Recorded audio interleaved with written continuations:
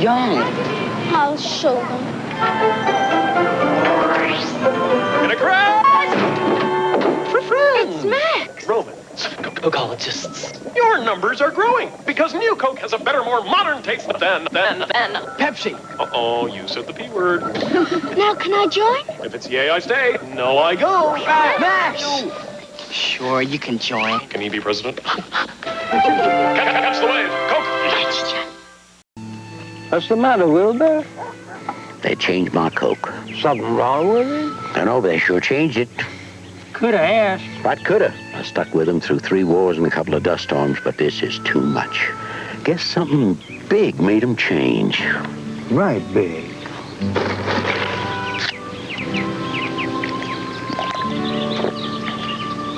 Right big. Pepsi, the choice of a new generation. Still coulda asked.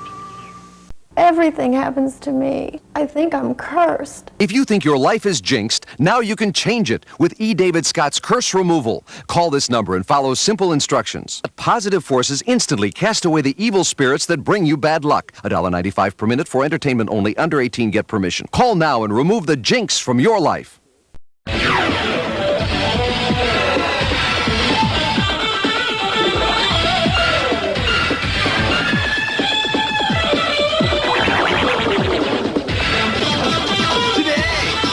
GamePro! The Game Lab Gonzos take on your tough questions for Battletoads. We'll take a few swings at some new baseball sports cards.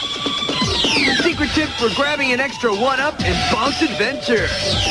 And we do battle with Midnight Resistance.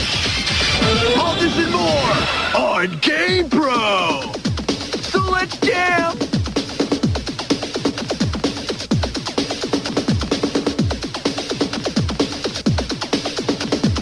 Hi, everybody, and welcome to GamePro. I'm JD Roth. And I'm Brent On. Hey, what's up, dude? Hey, dude. Chill.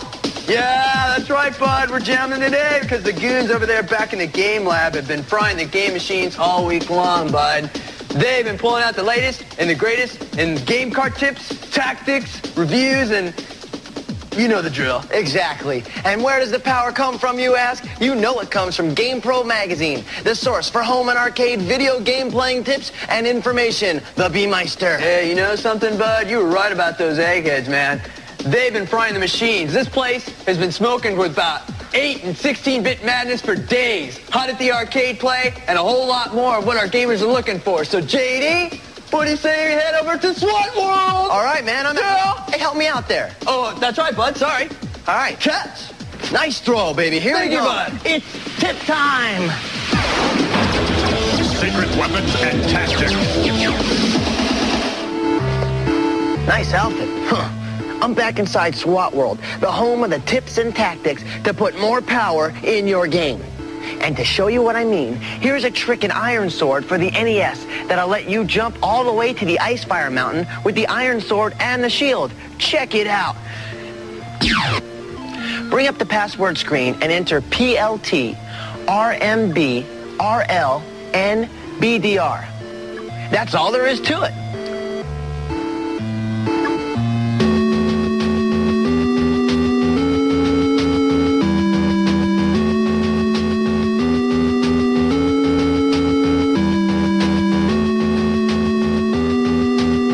Let's flash it one more time.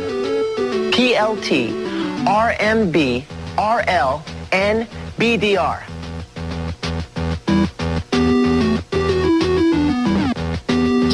Whoa, hey, the only way to travel. Hey, you know, your cards and letters keep telling us that you love to get secret passwords. Well, if you want it, dudes, hey, we got it. Here's an excellent password for Boomer's Adventure for the Nintendo Game Boy. Hey, watch that. It may be simple, but this password will allow you to enter the game at any stage you wish. Just bring up the title screen and enter in Ancient. That's it. Now, choose your stage of entry and leave behind the layers of levels you've been conquering long ago.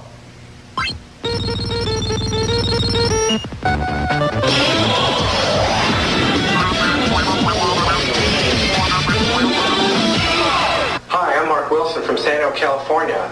I have Battletoads from the Nintendo, and I'm having a totally tough time getting through it. I hear there's some warps. Can you tell me where they are?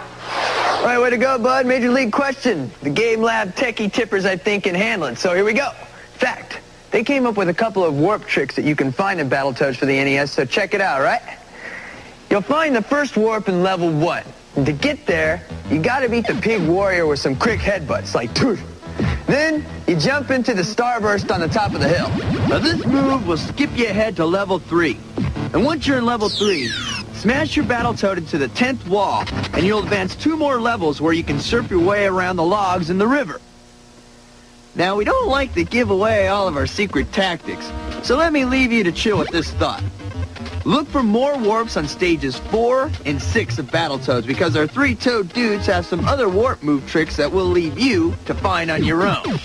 All right, bud, solid question. The GamePro TV is yours. Check it out. Ah! Okay, now if any of you other gamers want to hit the techies with the tough one, get gutsy. Send it here to GamePro. If we put you on TV, the tea is yours. GamePro, P.O. Box 1678, Venice, California, 90291. Keep your thumb at the controls. We're coming back on GamePro.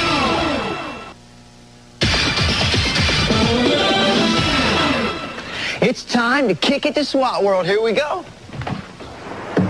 Yes. What's up, JD? Hula babes. Oh. You know, some guys have all the luck.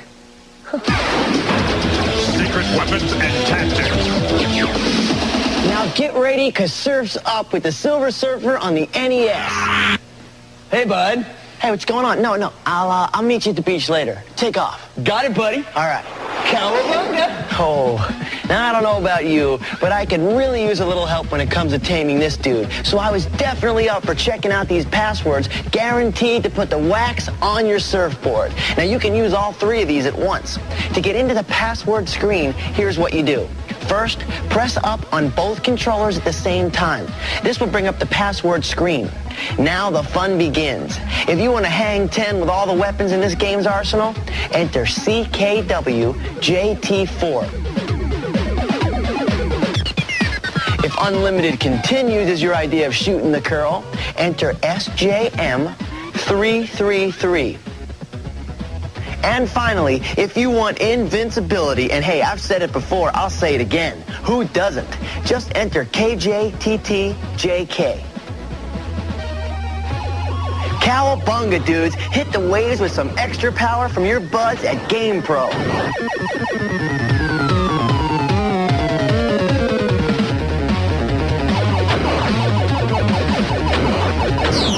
Hey, not bad wings, huh? Huh. I don't need any bad wings, bud.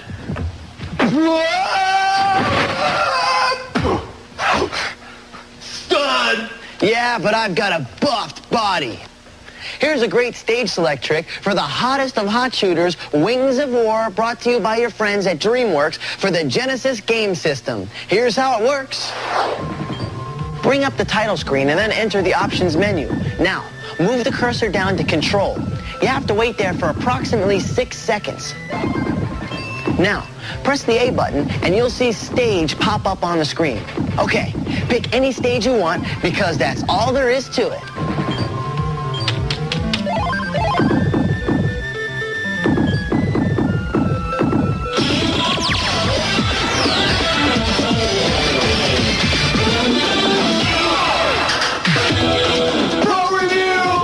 Now, let's take a look at what the Techno Pros back in our game lab have to say this week about a couple of new game cards for the NES and the T16. The third in the popular series of bases loaded games from Jalico, made for the NES. It's a good one. Sounds good indeed. Baseball, yeah. Now, I guess it can be said that, you know, baseball is baseball, and there isn't much you can do to improve upon the game, right? But Bases Loaded 3 has managed to take some real steps forward in bringing America's favorite pastime to the game screen. The first improvement has got to be the humongous size of the players. Not only are the pitcher and batter giant-sized, the fielders are large as life as well. Like, nice pitch, brah. Now, if you play better at home than away, this game card comes with 3 different stadiums, each with its own look and playing oddities. The digitized umpire's voice is as sharp as in Bases Loaded 2, and the sound effects continue to make you feel like you're on the field during a real professional ball game. Come on, bud. Who doesn't love the roar of the crowd as you knock one into the center field wall, huh?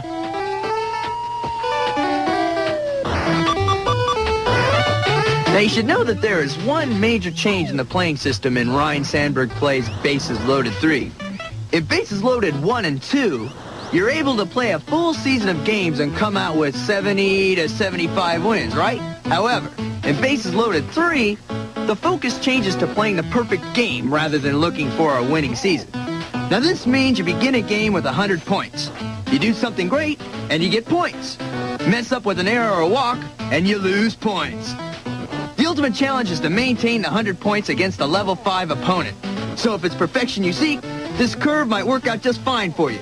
But if you enjoyed the long haul to the World Series, you might be disappointed. So, Bud, how do we rate this game?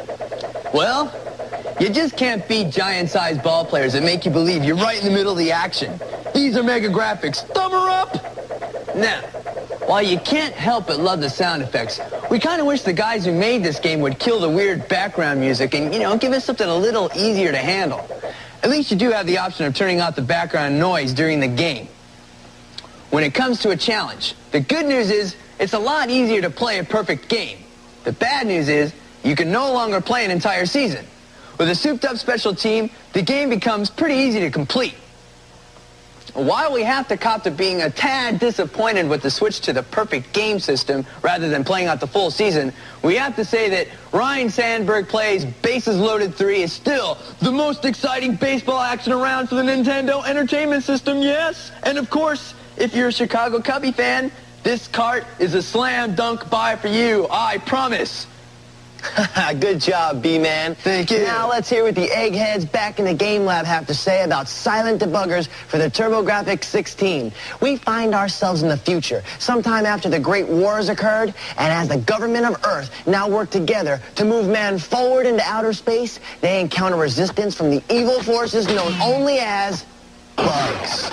What will they do? With no armies left to fight the evil bugs, they call upon the elite group of highly paid soldiers left over from the Great War who will still fight. But here's the catch, gamers. They only fight for the money. The most famous of these groups is called the Silent Debuggers. Now that's where you come in. You're a rookie member of the Silent Debuggers looking to make your stripes in this elite corps. With the help of your bud, your pal Leon, you are hand-picked to take on the evil space station known only as Gain.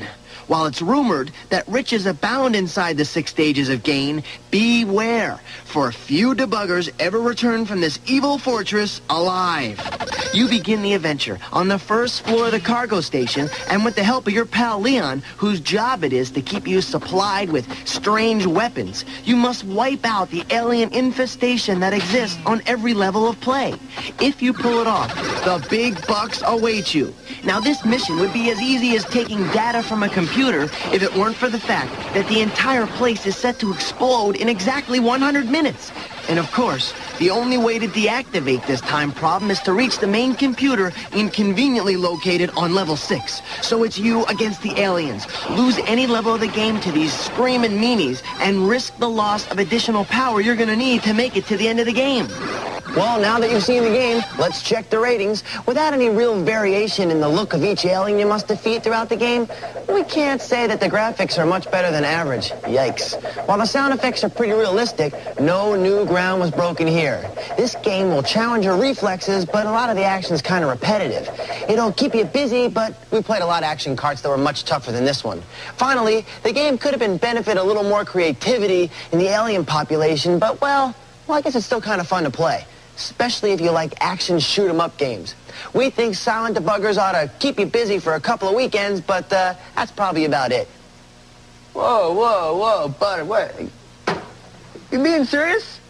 Yeah, dude. I mean, I'm looking at the game, and I just thought it was kind of okay. I mean, kind of okay? You guys know what I mean. Bud, this game cranks. What are you talking about? So you think that without a question it's one of the freshest games ever? Yes. You think that this is great? Let me just take a note. I'll just take another look. Okay, take a look. I totally disagree. Now, my little brother, he was really into it, but my little brother, well, he's 7. How old are you, Bren? 7.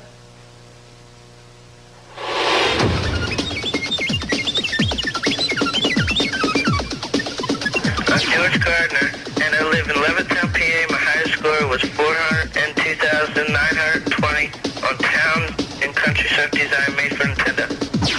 Hi, I'm Billy Carroll from Rockford, Illinois, and I've defeated Dragon Warrior 2 for Nintendo. My name is Jason Jolliffe, and I'm from Niles, Michigan. And on Contra for Nintendo, I achieved 6,553,500, and I had 18 lines left. Yeah! Good score, dudes. Your GamePro magazine's in the chute. Take a walk on the wild side with Midnight Resistance. My favorite part of this show. Let's go. Yeah, I think it's time to go into SWAT World. Down the hatch, load up the guns. Okay, now you see me. Now you don't.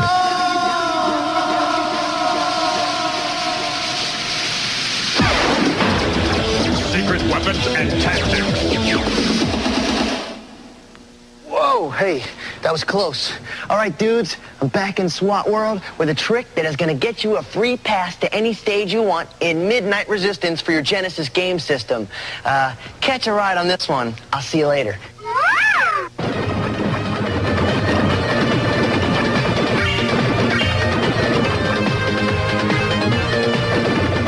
Bring up the title screen and make sure Start is highlighted in red. Next, hold down button C and press Start at the same time. Once the game begins, press Start again to pause the game. Now finally, press button A and you'll transport right to the next level. Now you can pull this trick off in any level by just simply doing this again. First, hit Start to pause, and then button A to take it to the next level. Go get 'em.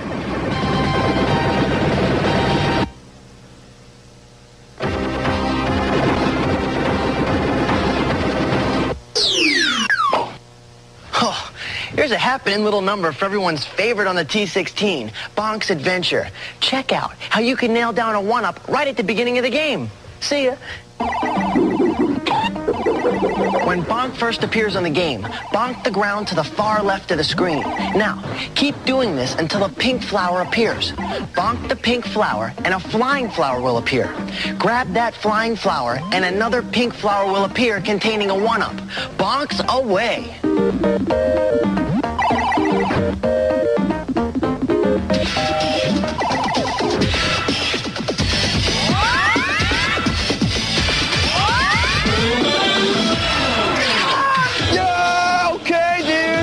Question. What's a home system and an arcade system all at the same time? Time's up. I'm talking about the all-time radical game system, the Neo Geo! Yeah! Now, while the fun doesn't come cheap on this expensive system, I must say the thrills are there. With some game carts alone costing up to $200 a piece, you gotta expect a lot from this cash cruncher over here. But let me tell you, the Neo Geo delivers. The hardware is as sleek can be in both the green version and the gold version. Now, green means a starter set that includes the basic system plus one controller for $399, while the gold buys you 2 controllers and 1 game, all for the price of $599. Ouch, bud. Well, if you can dig up the cash to own this luxury model, I'd have to say you're on your way to super yuppie-dom, yeah? The games are unlike anything else on the home screen. But personally, my favorite has got to be Cyberlip, so check it out. Cyberlip dumps you into this futuristic space colony where androids have gone totally berserk. The only way to stay alive is to blast your way to the main computer where you can turn them off before they turn you off. Now, you just got to cop to it. You've never seen graphics like this before at home, have you, kids? Come on, be honest. Yeah. Now, we all know that the price is a problem, so SNK, the folks who make this awesome game system, are talking about making the game systems and game carts available for rent. So, you know, at least you can play with this monster hardware on allowance day. Me, personally, I'm gonna go get a raise because I want a Neo Geo.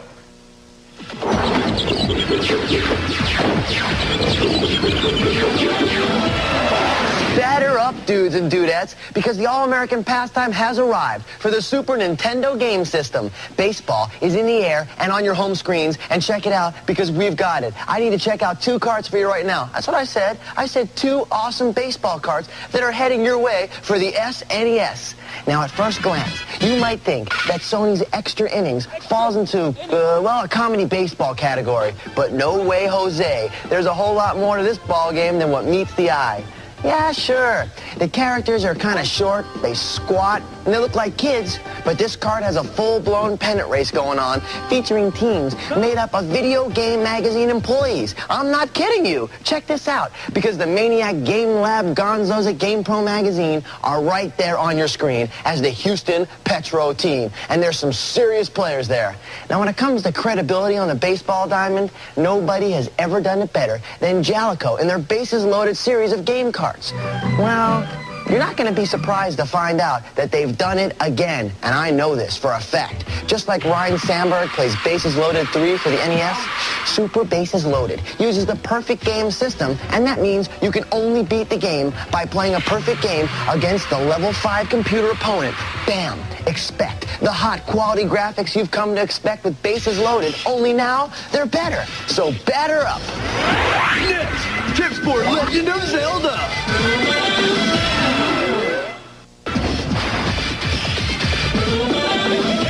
Hi, my name is Brian Root, and I'm from Muncie, Indiana. If you're having problems with The Legend of Zelda for the NES, I have an easy tip.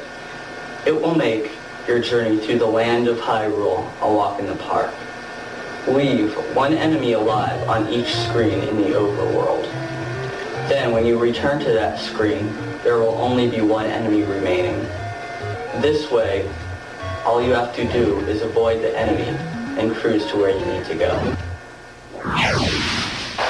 Very tough tip, dude. Your GamePro t-shirt is in the mail and on its way. Yeah, that about wipes out our time for today, bud. So just remember to keep those cards, letters, videotapes, send them all in, bud, so we can keep the t-shirts and freebie magazines going out. Yeah. Okay, so catch our address one more time, all right? GamePro, P.O. Box 1678, Venice, California, 90291. There it is. Okay, until next week. For Brennan, I am J.D. Ross. Power to your game system and peace, baby.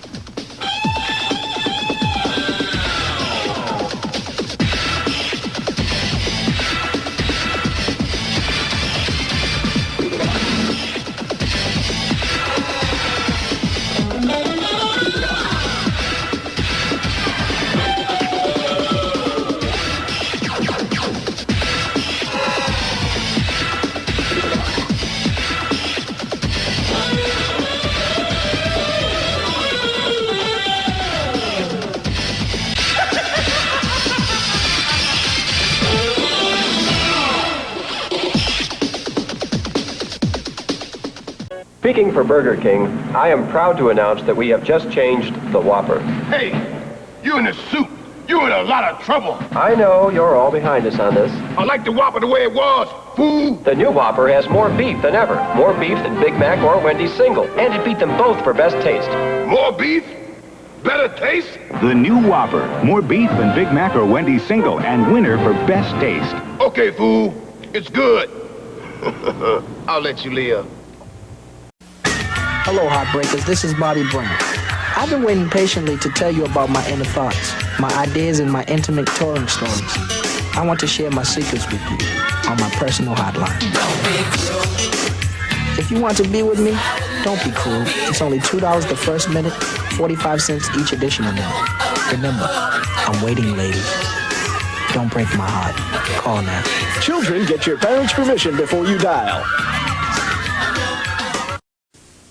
Guess what? Corey Haim and Corey Feldman are giving out their personal numbers. If you call 1-900-909-3700, you can listen to their private phone messages and get their personal number where you can leave them a message of your own. $2 the first minute, 45 cents each additional minute. Ask your parents before you call. 1-900-909-3700. If you call me right now, I'll give you my private number. You call that number, and you'll hear a recording, and I'll give you my personal number if you call that, and we'll wrap. Look, The Ark's moving away. Or else we're moving away from it. Don't move, Devin. I don't want to hurt you.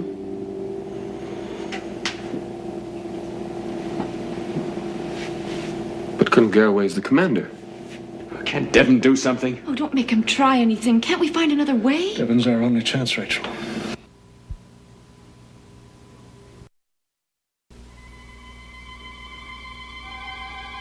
The giant Earthship Ark, drifting through deep space over 800 years into the far future. Its passengers, the descendants of the last survivors of the dead planet Earth, locked in separate worlds, heading for destruction. Unless 3 young people can save the Starlost.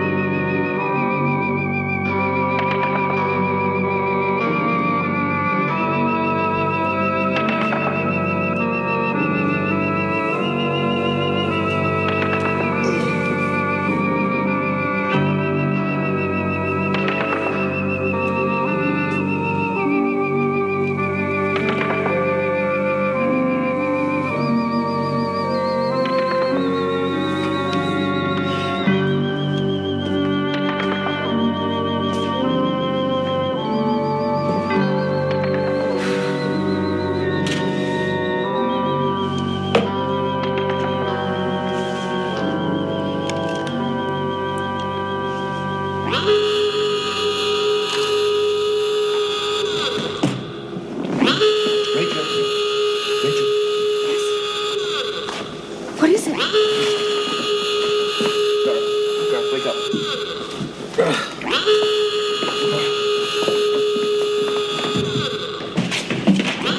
Dock crew report to Dock 8. Dock crew report to Dock 8. Pisces coming alongside. Prepare for docking.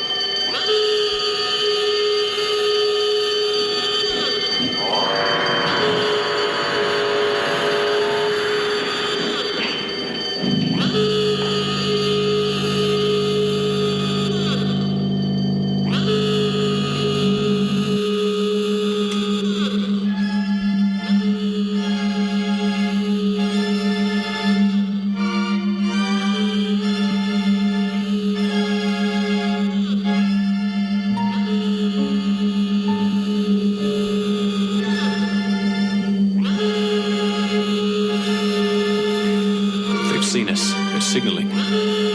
What are you waiting for? Proceed to Dockport 8. Well, we'll know if we can find it.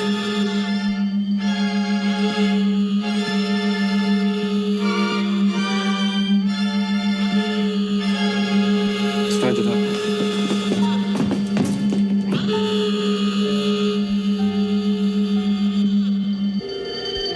Dock crew report to Dock 8.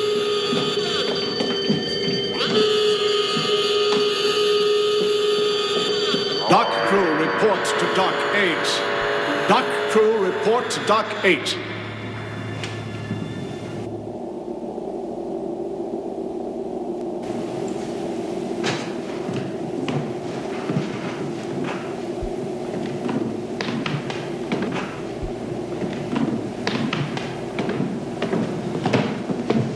I'm Colonel Garraway, commander of Ark Vessel Pisces.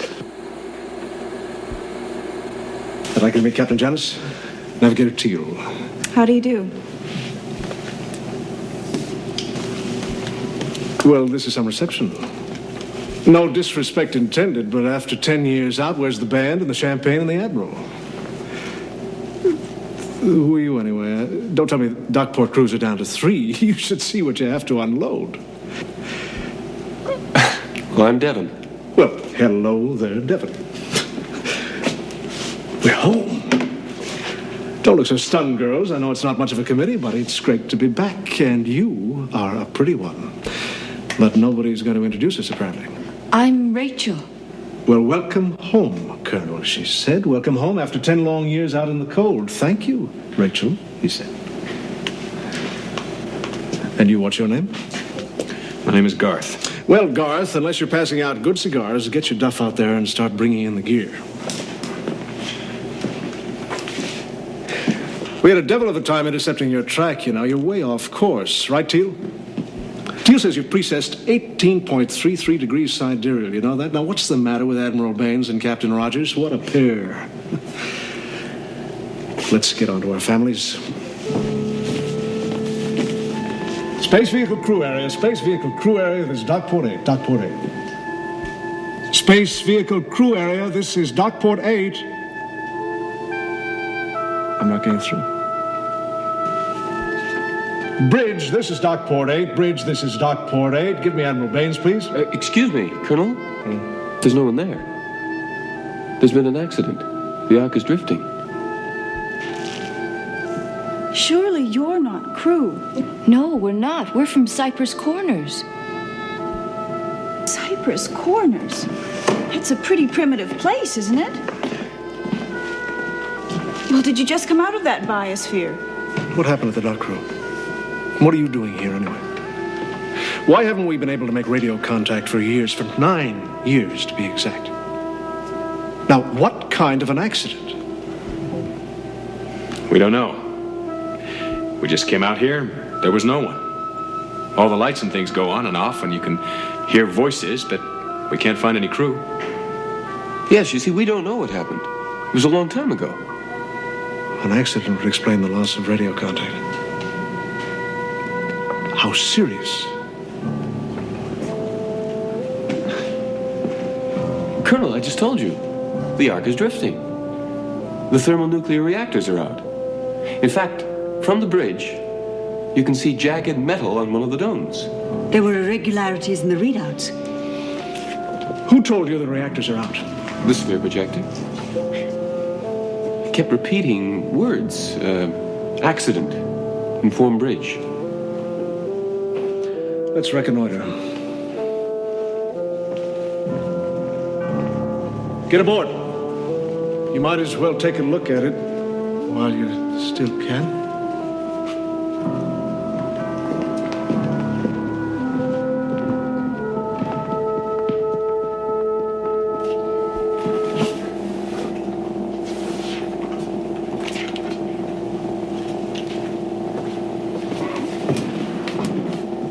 Check CTR pile force. Controlled thermonuclear reactor check.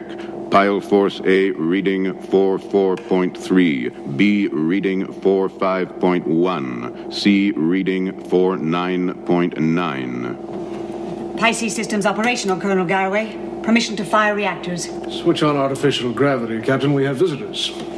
Artificial gravity activated. You don't want to be floating around on your head, do you, love?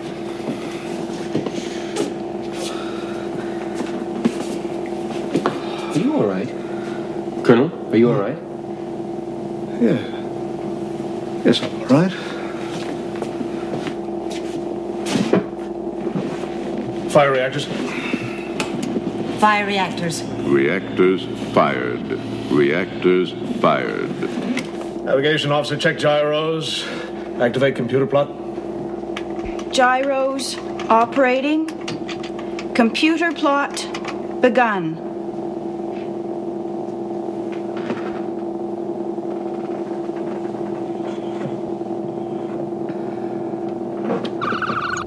Check Astrofix 0600 hours sidereal.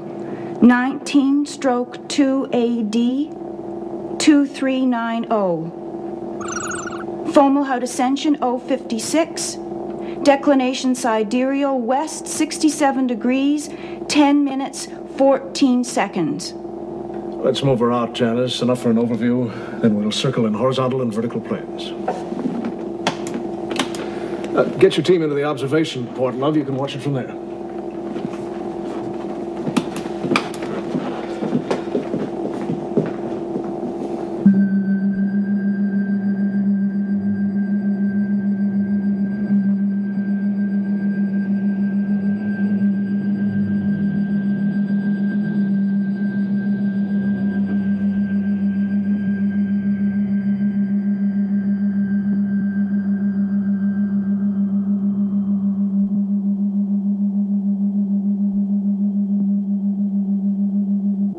Speakers on. Give them a little background, Janice.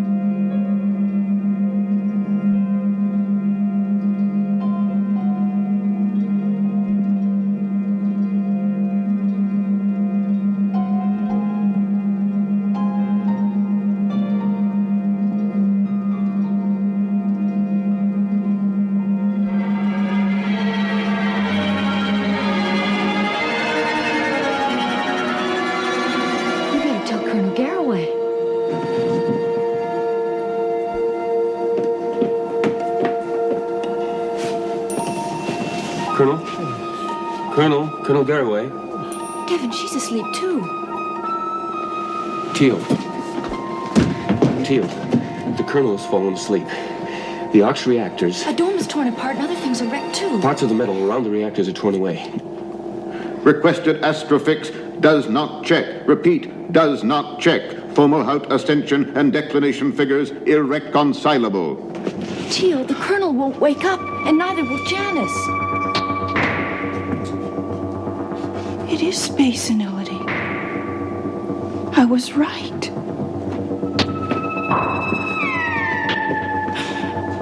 Leave me alone. Are you all right? Please, just leave me alone. Teal, tell me what's wrong, please. Devin, you better come with me. Quickly. Devin, she's fallen asleep too. Hurry.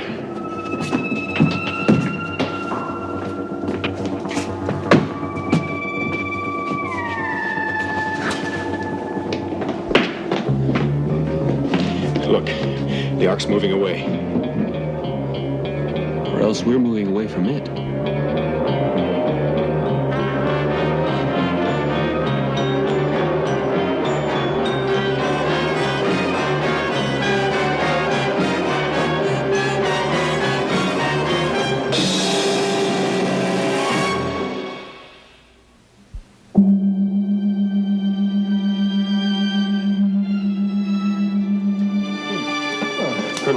Colonel, wake up. Wake up, please. We're speeding away from the ARC, Colonel. We're out of control.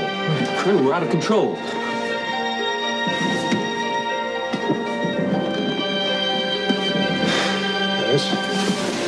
Janice, wake up. Wake up. Janice, next time you grab your shutout, do you mind switching on the automatic pilot doohickey? I'm sorry, Colonel. I'll take over. Colonel? There's a gaping hole in the side of the ARC. Pieces of metal all over the place. Our sensors indicate the reactors are dead, all right. Put her back in port.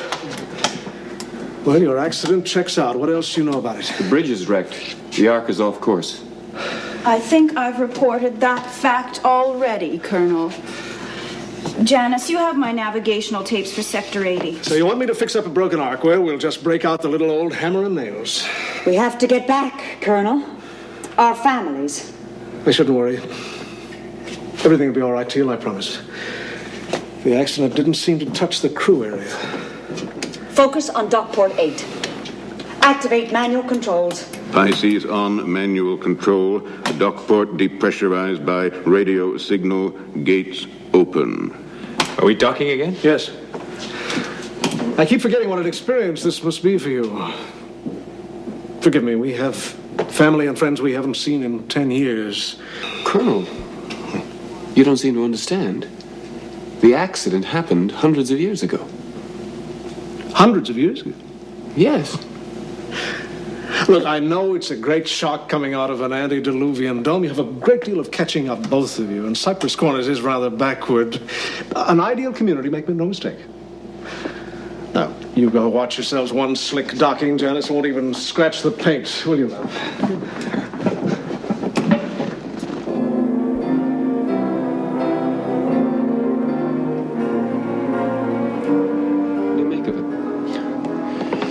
I don't know. Devin, they think they've been gone for 10 years. That's an awful ordeal. Can you imagine what it must have done to them? Well, they seem healthy enough. Sure, we're healthy. We're the survivors. You know, we started with 6. What's left can barely handle the ship. Janice was electronic technician, a field promotion to captain when Armstrong died. I want you to meet our families. I'm sorry. It's all we have on our mind now, I suppose. We'll talk about the Ark later. Fat chance we can help much, though. Colonel, you can help us. You're trained, you're an engineer. But you know things that we don't know. You know all about the Ark, where things are, how we can find people. Forgive me. Colonel, what did Teal mean when she spoke of space senility? I was off in dreamland. But she cried. We all feel old.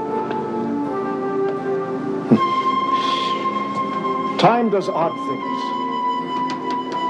As for Teal, she hasn't seen a boyfriend in over 10 years, and she's worried about how she looks.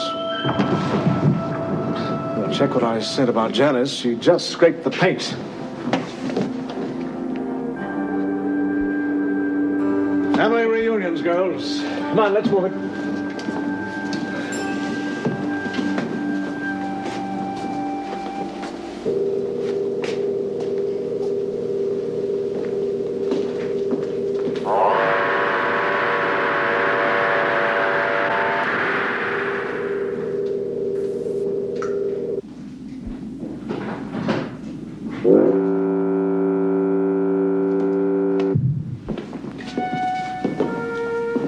Where is everybody? Any crew, families? Hello? Anyone here?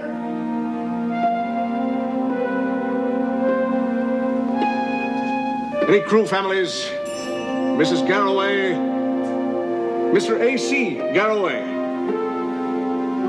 Mrs. Garroway? Colonel.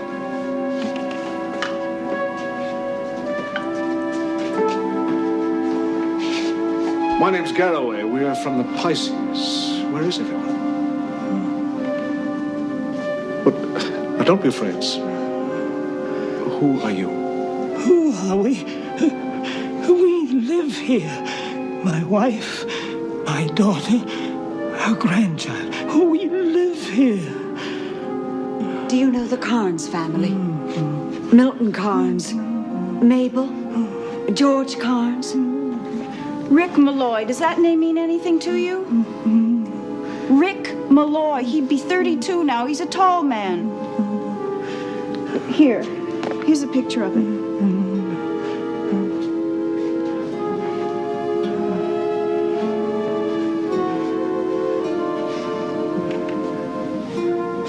Do you know him?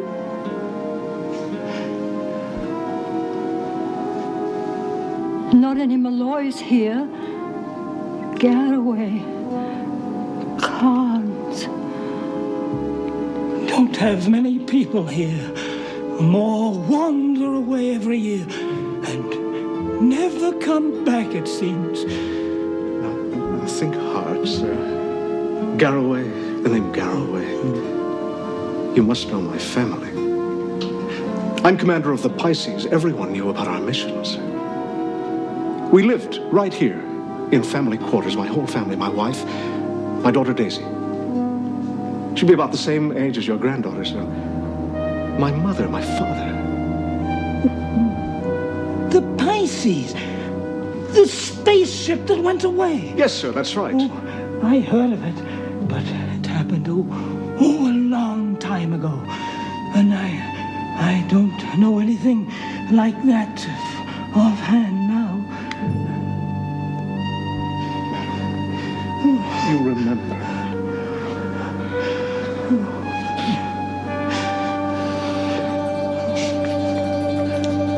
Come on.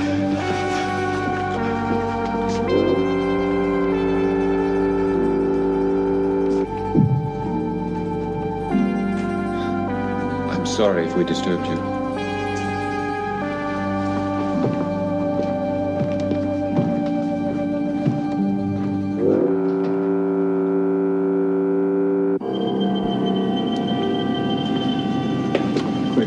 Gosh, look at this. What in heaven's name could have happened? This is the way you found it, not a soul, not a sign of anything. I'm sorry, Colonel. Nothing's wrong with the radio. No one was here to answer. Can I help you? Yes. The Pisces mission, capsule briefing. Capsule briefing the Pisces.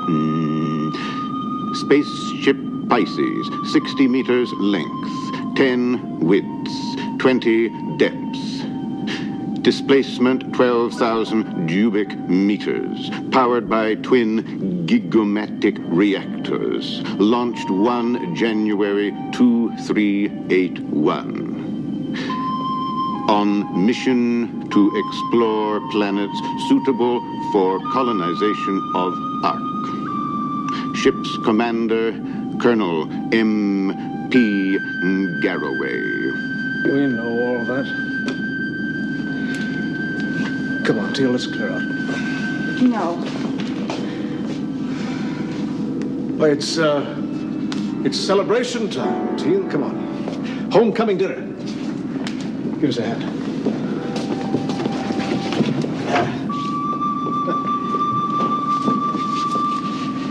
Synthetic, but well-aged. And ageless into the bargain. There. You cook, I'll thaw. Teal.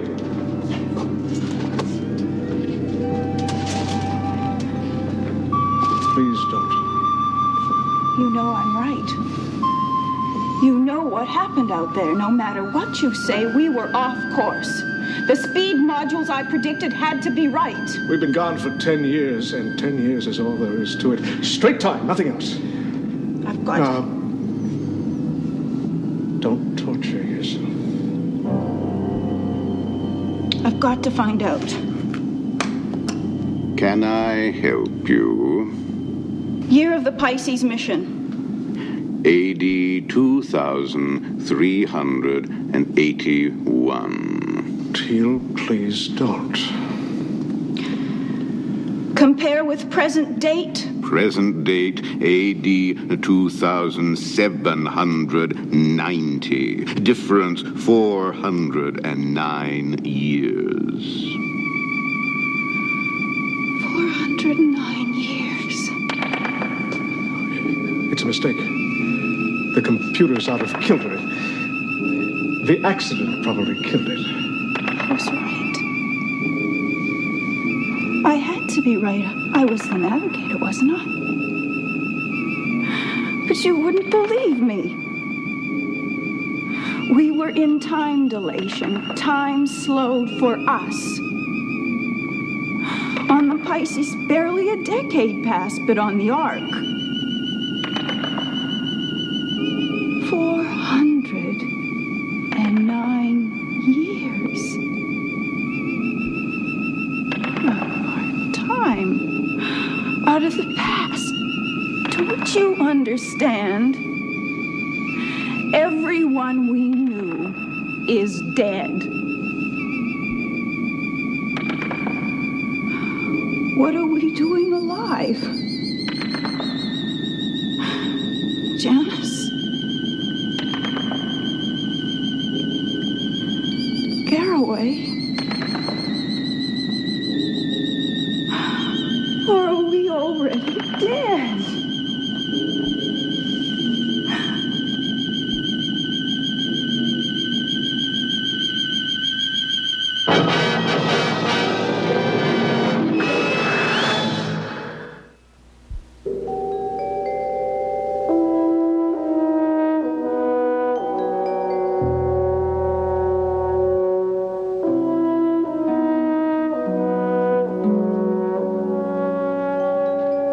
Teal?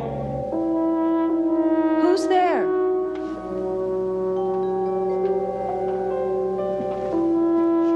It's me, Garth.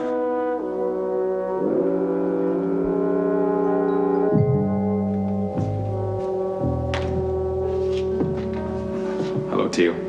Hello. I wish I could help you. How could you help me? You don't understand. But maybe somewhere inside you do. Garth, you're a very good person. What do these lines mean? Well, this one is our track through space. It's like a path. Remember back in Cypress? Corners. Thank you. Remember when you went on a hike? Well, you could find your way because you had guideposts like trees, buildings, and hills. But in space, it's harder because you don't have guideposts and you can't leave footprints. And in space, you can move in all dimensions. Up, down, forward, back, sideways. How do you find your way? Well, we know where the stars are in space, so we take bearings on 3 stars at a time, and where the lines intersect, that marks our position. I don't understand how you could be away 10 years and it be 409 years arc time. Well, that you'll never understand, Garth. But I love you for trying. All right. Einstein proved that as you approach the speed of light, time slows down. Now, when the accident happened, we lost all radio contact, so that the Pisces clock couldn't be corrected against the master clock of the arc. I mean, even if we were off just a little bit, the error was multiplied by the immense distances and by our ever-increasing speed as we tried to find the arc again. Look. Our journey covered a gigantic circle at tremendous speed.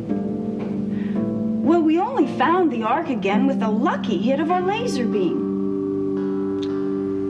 And I suspected time dilation, even then, but there was no way to be sure. And Colonel Garraway secretly knew I was right. He was just trying to protect us from the truth. Inside, he's as shattered as we are. Look, I don't understand anything about what you're saying. You're very clever, I guess. But you're nice. I like you. Thank you.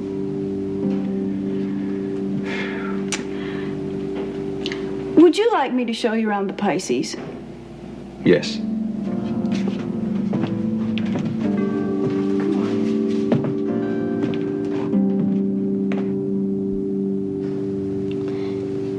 You know, I've only been away a short time, but I miss everything already.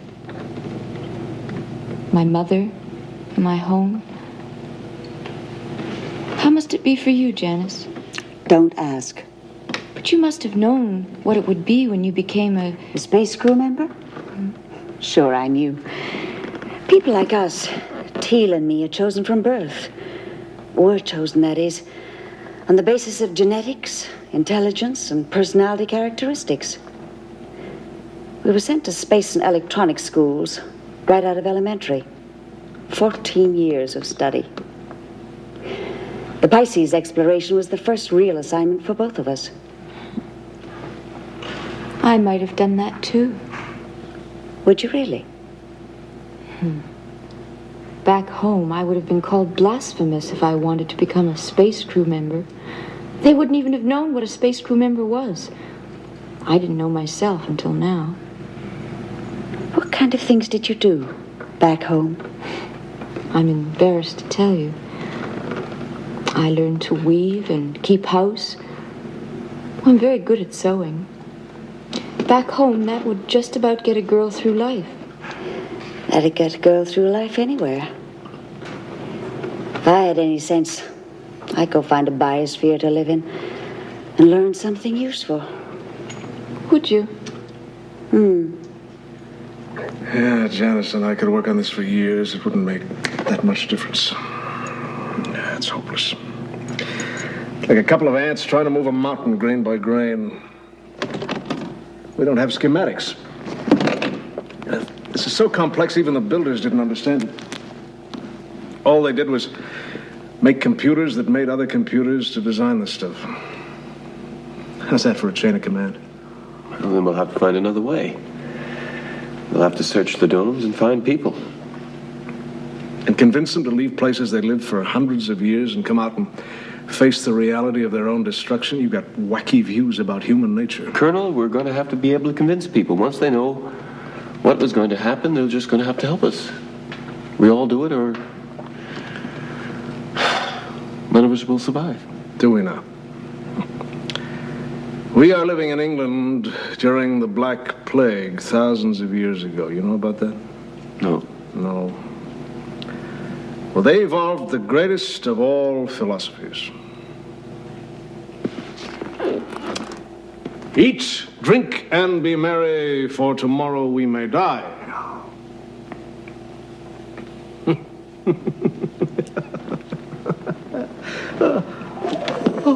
Janice.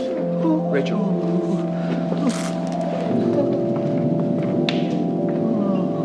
Colonel Garraway, are you all right? Would you like to go to bed now and get yourself a little rest? Oh, no, I'm fine. Maybe just I touched too much of the bubbly. And I'm a merry man, my love, a merry man am I.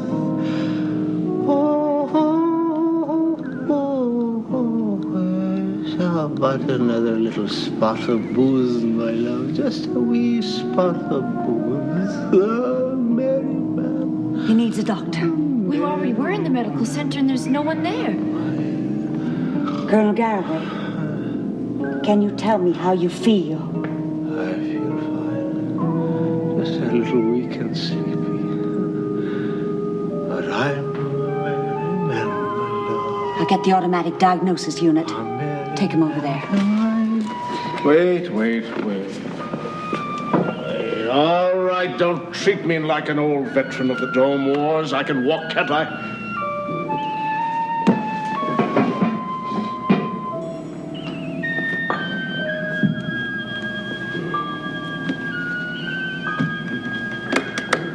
State subject's age, height, weight, and health rating.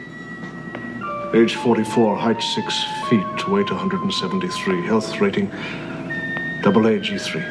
Devon? Physiological readings indicate only minor deviations from expected health norms. Electrodiagnosis reveals exposure to intense time dilation.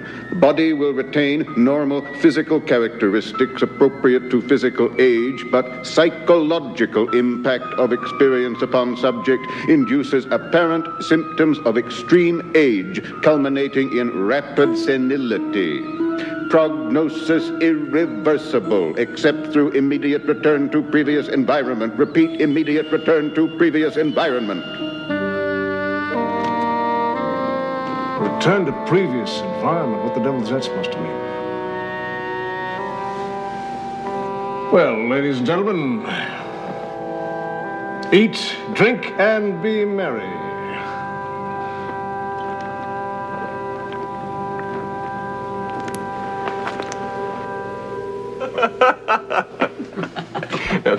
There I was, watching my own funeral, and everyone from Cypress Corner is going,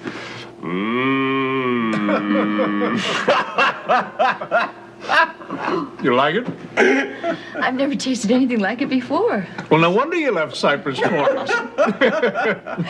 The bubbles tickle my nose. They're supposed to do that, even if it is a bad year.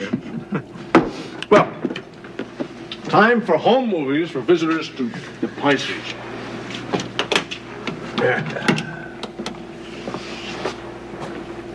You took these, Janice. Give us a running commentary. Take a look at that. A second magnitude star in Vulpecula. The Crab Nebula in Taurus. We used dielectronic telescope. The eclipse of an uninhabitable planet in Orion. But shooting that direction, we got this odd phenomenon. I wanted to check with the Ark observers. what is that? That is an unidentified Class G solar star, as far as I can tell. Wait a minute. Unidentified Class G solar star. Those are the words that the Spirit projector used. It said we were going to collide with an unidentified Class G solar star. Are you sure? Yes. The Ark is on a collision course. Get a fix on that, will you, Tim?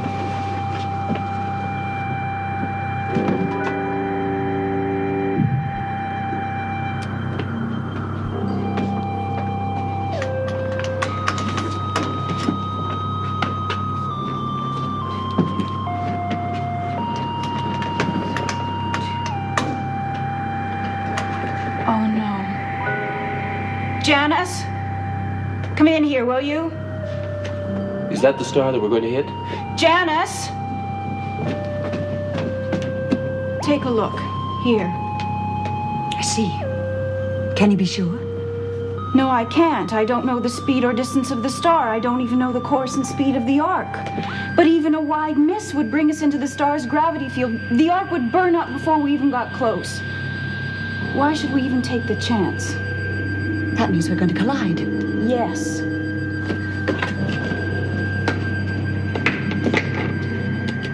What are you doing?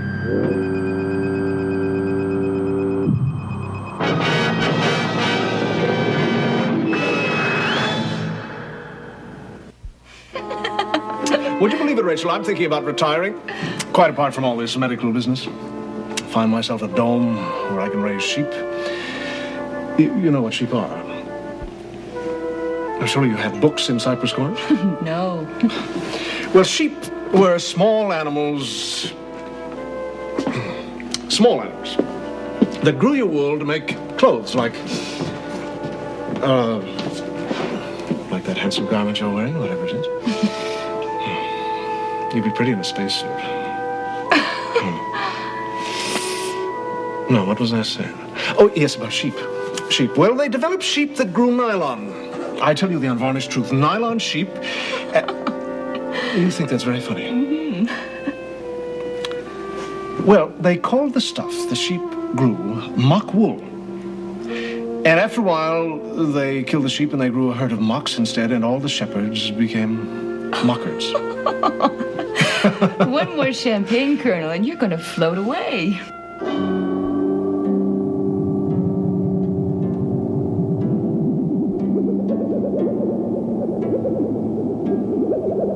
Colonel Garraway, we're leaving the Ark.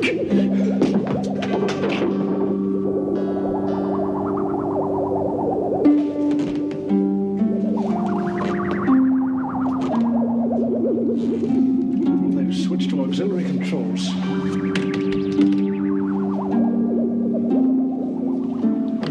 Teal, Janice, open up. What's going on in there? You know what's happening in here, Colonel Garraway. We're leaving. Open up this instant. That's an order. We're not taking any more orders, Colonel Garraway. There's too much at stake. Don't be a fool, Janice. Devon, you open up this minute. Don't move, Devon. I don't want to hurt you.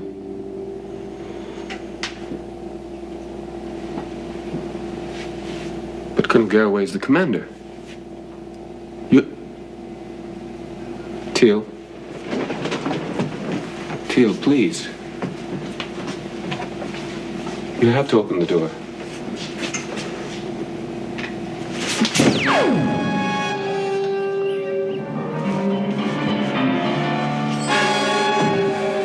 Alice, Teal, listen to me. This is mutiny.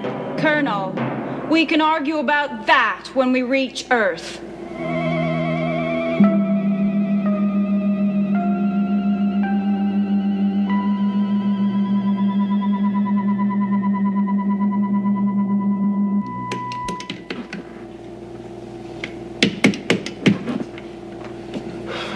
Pisces is near perfect. The designers foresaw everything, except mutiny. Colonel, they've got to take us back to the Ark. If I had a torch, I could cut through that door. Could you not? Well, all the tools are in the stern of the ship. Right through there. What can we do with them, Teal? The repair locker. I'm sorry, Devon. It's that, or a jolt that'll knock you out for hours. What you're doing is wrong. Colonel Garraway is your commander, and he knows this is wrong. Teal, take us home. We have no home, no family, no friends. Just an empty place in the crew quarters. A rapid psychological aging process ensures senility aboard an ark drifting towards certain destruction. And you ask us to go back home.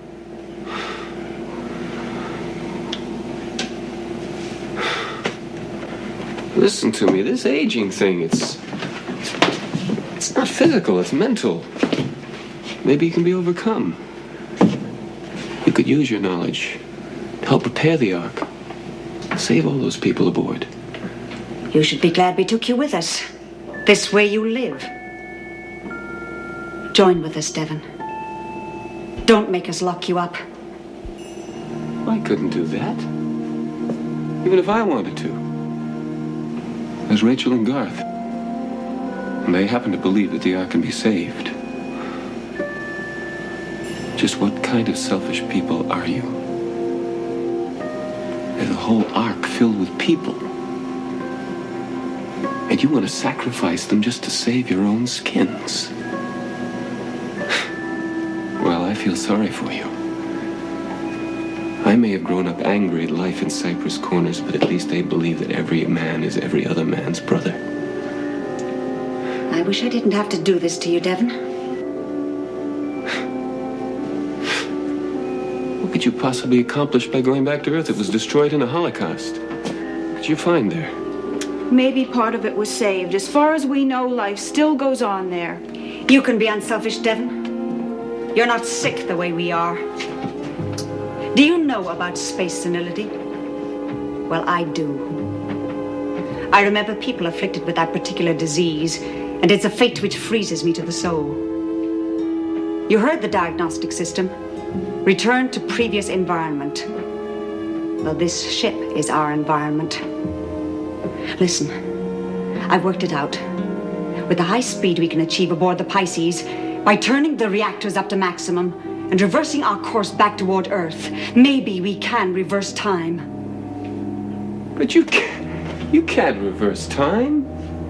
You and I know that, and I'm not a scientist. You say going away will destroy you? Well, I say going away like this will... You'll be wandering around space for the rest of your lives. Teal? Don't do it. Janice, take us back to the Ark.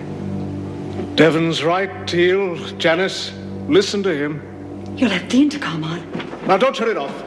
Listen to me. There's no way we can reach Earth without new cores for the reactors. I've checked the readings. They're down. 49.1, 48.9, 44.3. They're down a bit, but they're still strong enough to reach Earth. You're wrong, Teal. It takes more than that. Check your manual.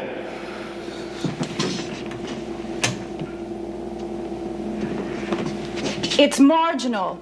I think the built-in safety factor is more than sufficient to take us over the margin. I'm sure of it.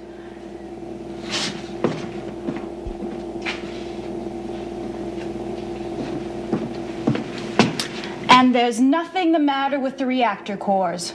Can't Devon do something? Oh, don't make him try anything. Can't we find another way? Devon's our only chance, Rachel. Teal, listen to me. You're wrong about those reactor cores. The readings are wrong. You've miscalculated. Now, if the power drops, the reactors stop, and we can't go anywhere. Watch those reactors, every one of you. I'm warning you for the last time. Watch those reactors. You too, Devon. If anything happens to them, this ship isn't going anywhere. Shut him off, Janice. I've got my hands full. When we get on temporary course, I have to get a star fix.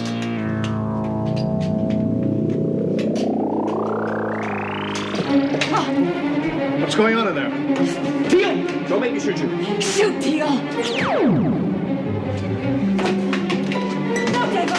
You're not going to stabilize this.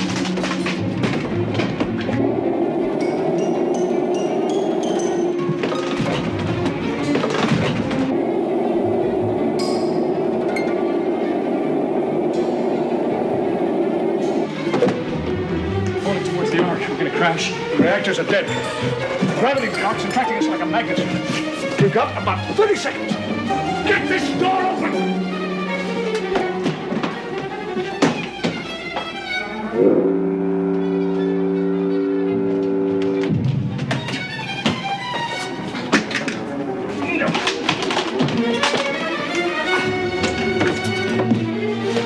Stabilizers repowered.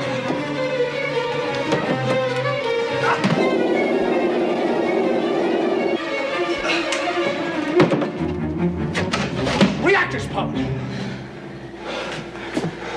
We're still on auxiliary. Take the controls, Teal. Well, Teal, do I lock you both in the brig or don't I? Janice? What would you do for a crew, Colonel? You mean I still have one? All right, take her alongside. And no paint scratching this time, eh?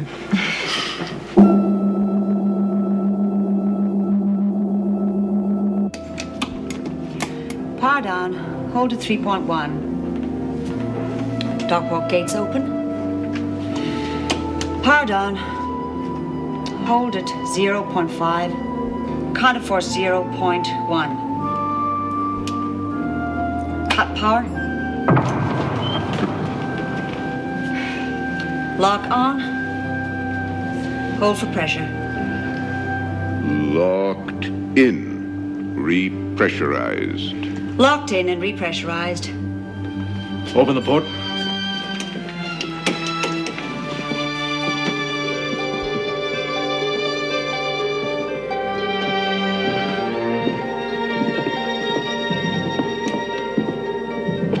The girls are right, you know. There's nothing here for us anymore. Our place is on the Pisces. Will you be able to reach the Earth? Well, maybe Teal can find us a shortcut, eh, Teal?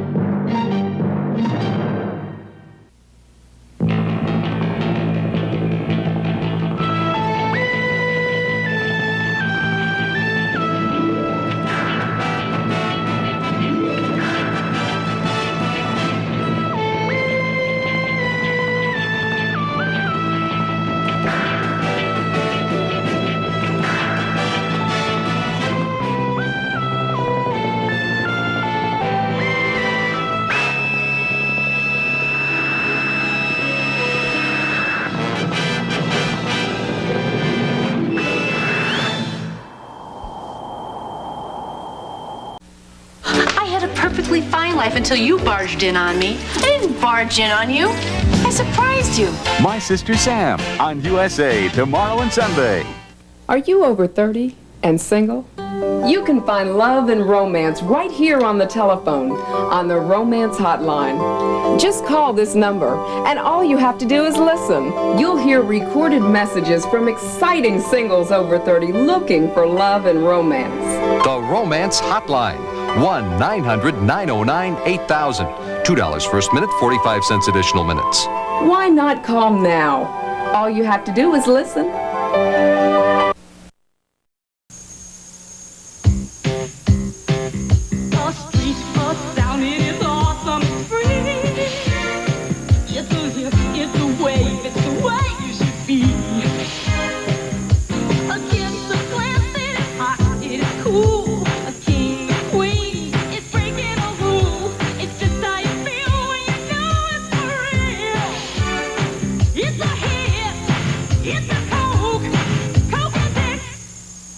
The Freak Phone. And now you can call the phone freaks on the Freak Phone for freaky, frightening fun. Call us now at 1-900-490-FREAK, and you'll get full tilt, madcap, wacky, warp madness. Give us a call, 1-900-490-FREAK, a dazzling, diabolical, hideous dimension of torrid, twisted terror. Join the party. Selected callers get to talk to one of the phone freaks live. Call us now, 1-900-490-FREAK. Just $2 a call.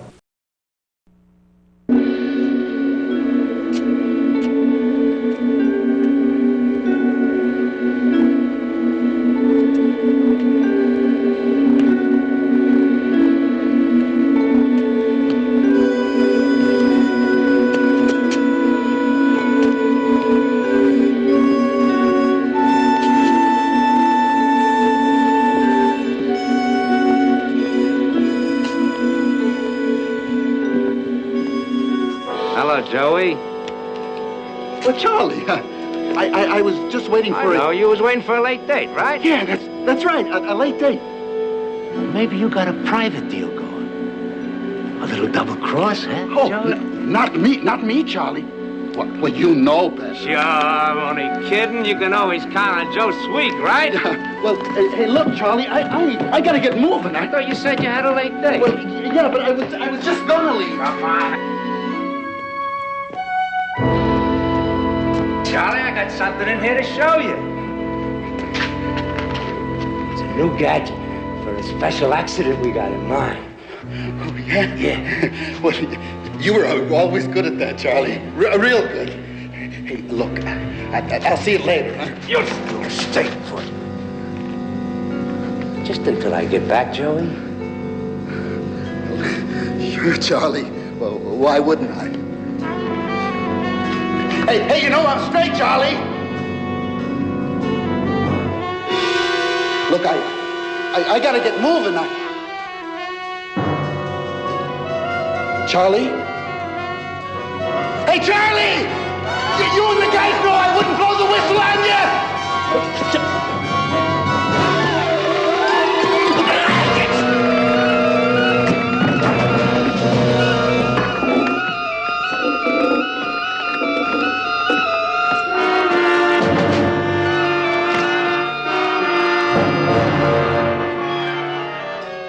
Just like you figured, boss.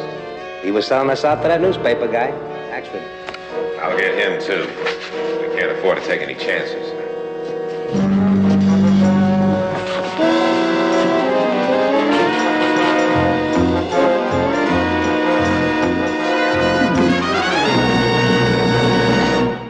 Another challenge for the Green Hornet.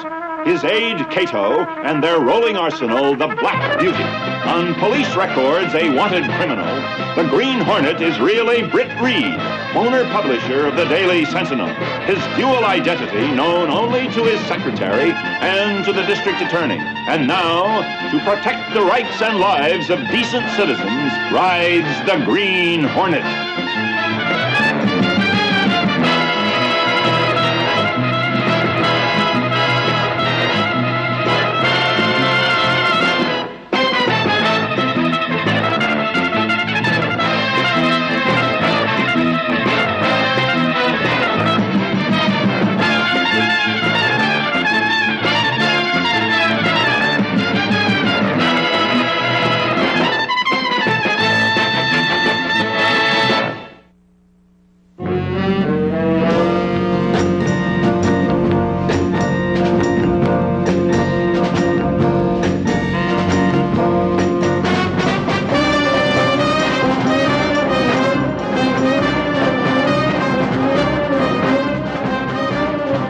Easy, Cato.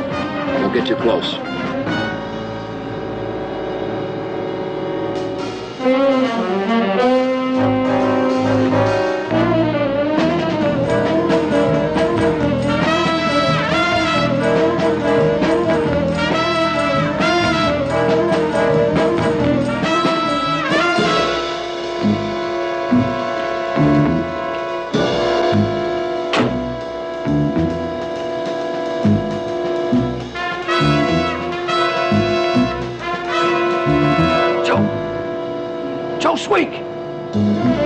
This could be a setup for Mike.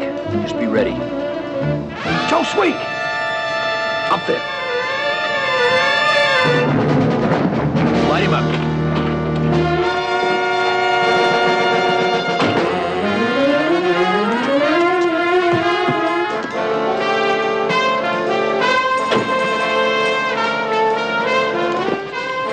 He's okay. Just out cold. We'll take care of this payoff.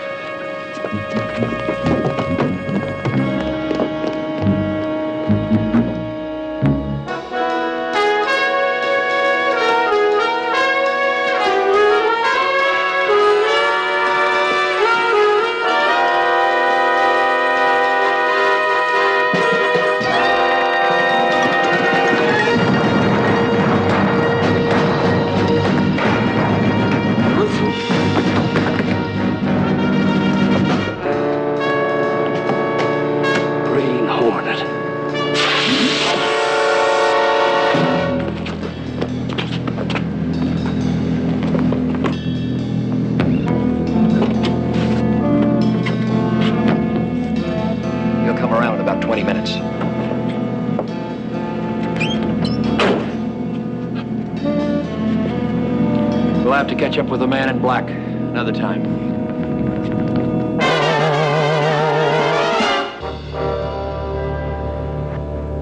Good story, Mike. Time it was told. Racketeers staging accidents, then milking the insurance companies.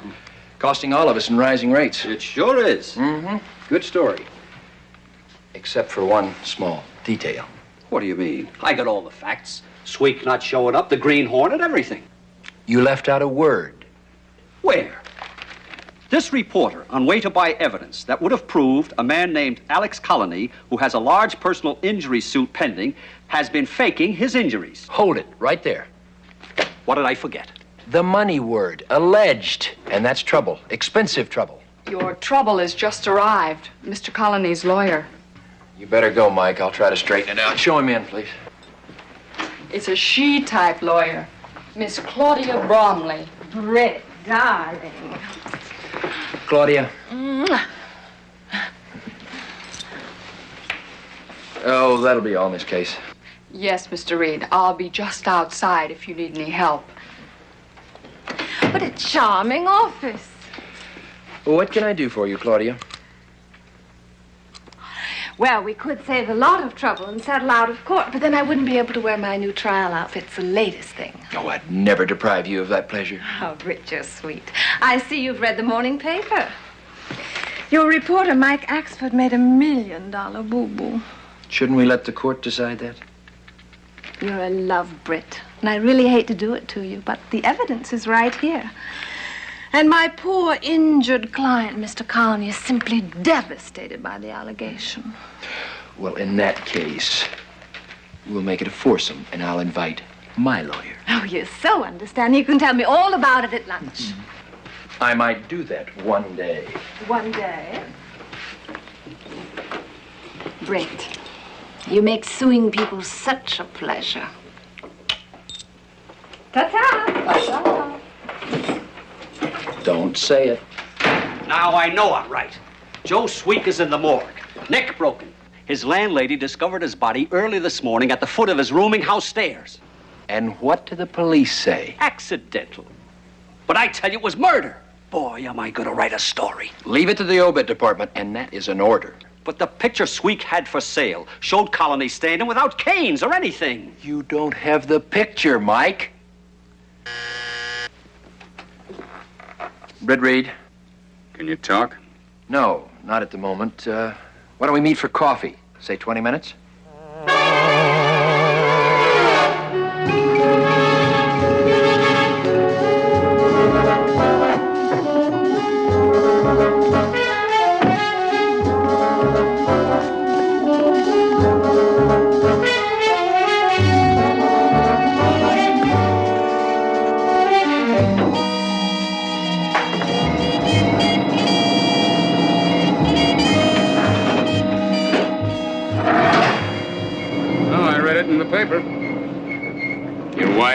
libel suit.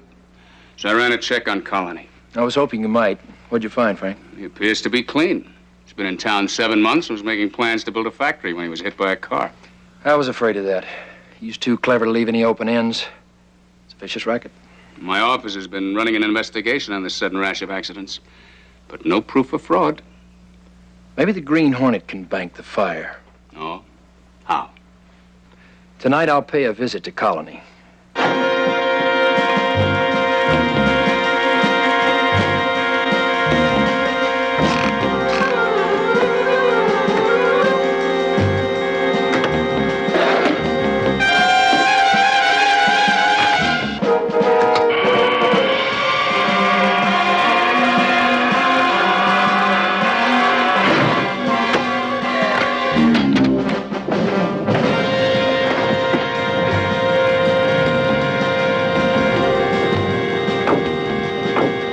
Hornet gun. Check. Hornet sting. Check. Let's roll, Cato.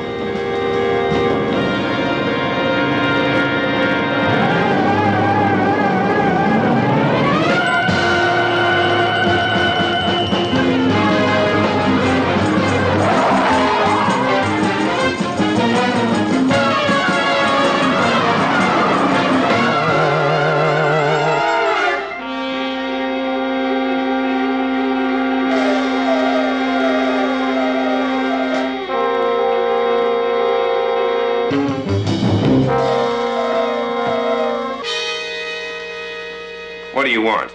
Since our names were linked in this morning's newspaper, I thought we should meet. Green Hornet. At your service. Declaring myself in on your little accident racket. You'll declare yourself in on nothing. Shall we say 50-50? You don't frighten me. If I were free of these, I could break your neck. Just like Joe Sweek? I don't know what you're talking about. I'm a sick man. Why don't you leave me alone? Your name and mine in the newspaper is worth $1 million to us. I tell you, you're wrong. You can't believe what you read in the papers.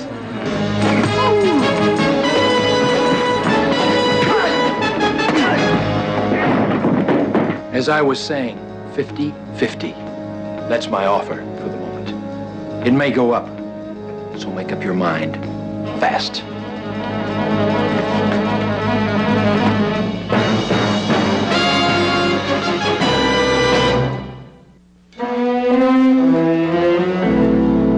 Note, circulation has risen 8% since we started the racket-busting series. Further information will disclose that this...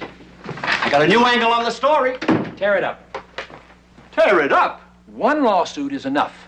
I'm sorry about that. It never happened before. It'll never happen again. And incidentally, about the $1,000 the Green Hornet took? I'll pay that back, too, somehow.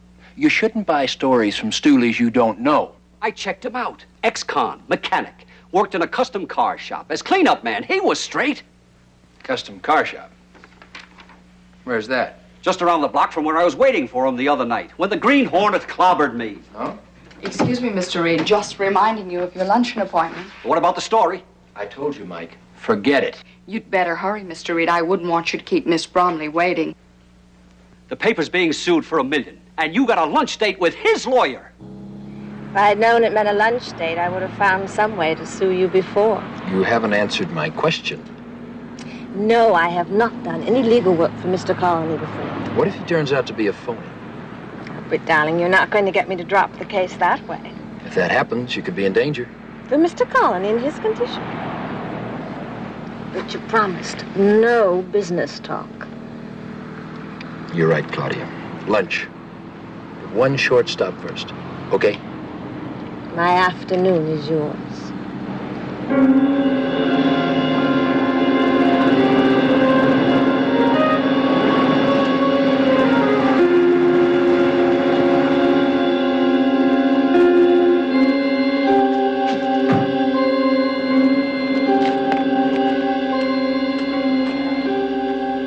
Yes, sir. Can I help you? Hi.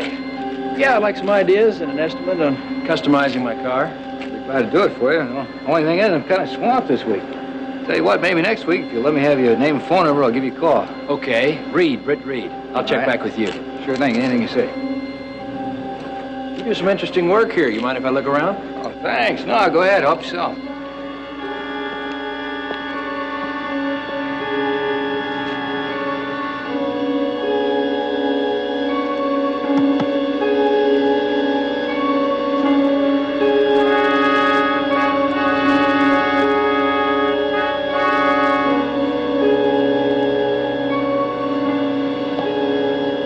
Thanks a lot. Sure thing. Anytime. I'll be back.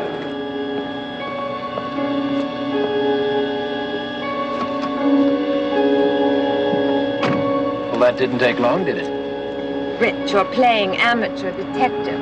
Lawyers do research, too. I know Joe Sweek worked here, and my client doesn't even know him. Didn't. Joe Sweek is dead, remember?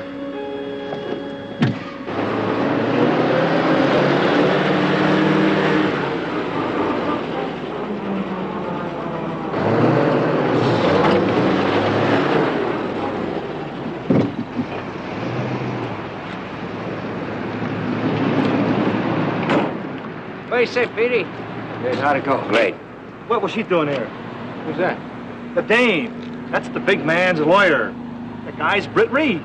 Britt Reed? And that's the guy who owns the newspaper, the one Sweek was selling out to. Are you sure? Yeah, I'm sure. Be right back.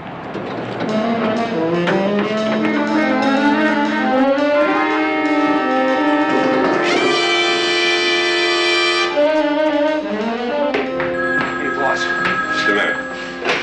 Yeah? Worked fine, huh? 4 witnesses. Good. What hospital they take them to? Good work. We are going to have a big year in this town. Yeah. Did the boys bring the car in? Yeah, just now, but we just had a visitor out there. Britt Reed. What about him? I don't know. He was just here. Something about wanting his car customized. Not Reed I'm worried about. The Green Hornet. Yeah, but that's not all. Your lawyer was with Reed. She was? Yeah, that's what Charlie said.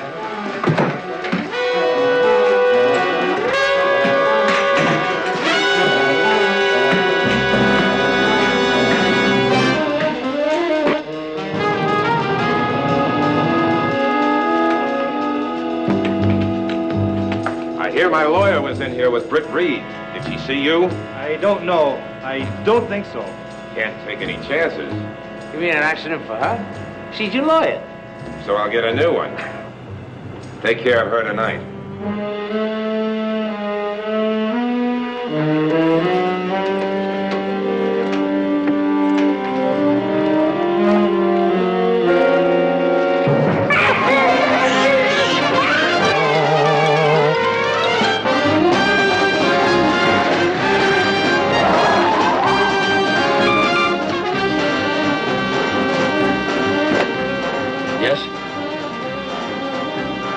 When? Where? I'll see what I can find out. Never mind the custom car shop, Cato. Claudia Bromley's been kidnapped. You keep breaking in here, making these ridiculous accusations. Of course I didn't kidnap my attorney. Why don't you ask Britt Reed about it? He's got more to gain by getting her out of the way. What if I was to tell you that Reed's answer was the same as yours? Which one of us are you going to believe? Reed is a legitimate businessman. You're not. And what are you, Mr. Good Guy? That remark will cost you an extra 10%. I don't know what you're talking about. Oh, if it weren't for these sticks, I could tear you apart. Now it's 60-40. I don't scare. The tip of your cane is missing. I'll get another one. No need to. I found it. On the floor of the custom car shop. What car shop? Those tips are made by the thousands. Let him go.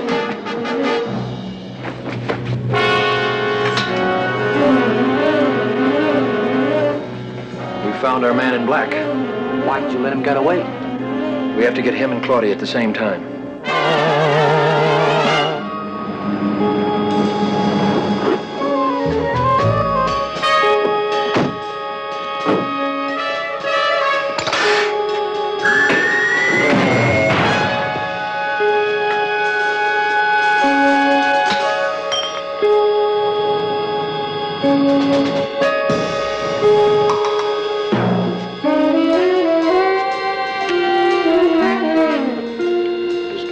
some passage between here and the warehouse.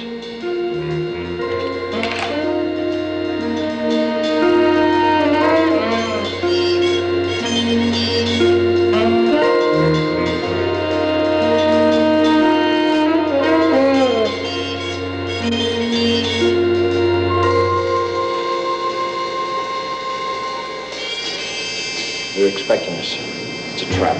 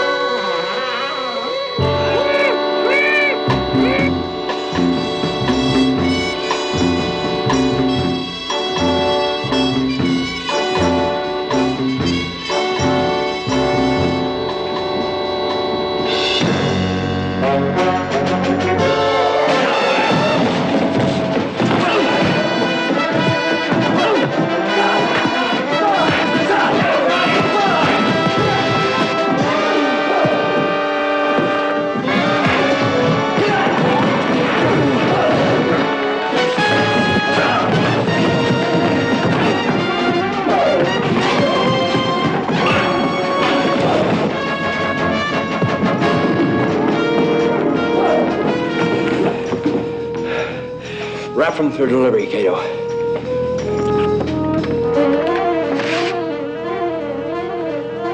You look uncomfortable, Claudia.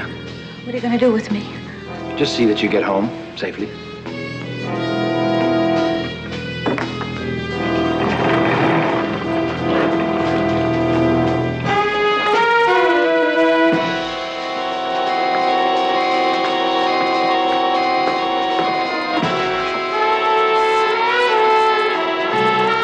The Green Hornet doesn't like competition.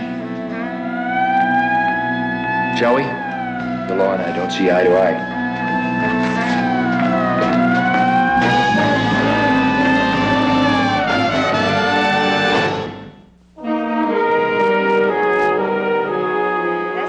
Of the bizarre capture of Alex Colony and several co-conspirators turned up files and photographs indicating that an alleged racket has been victimizing local insurance companies.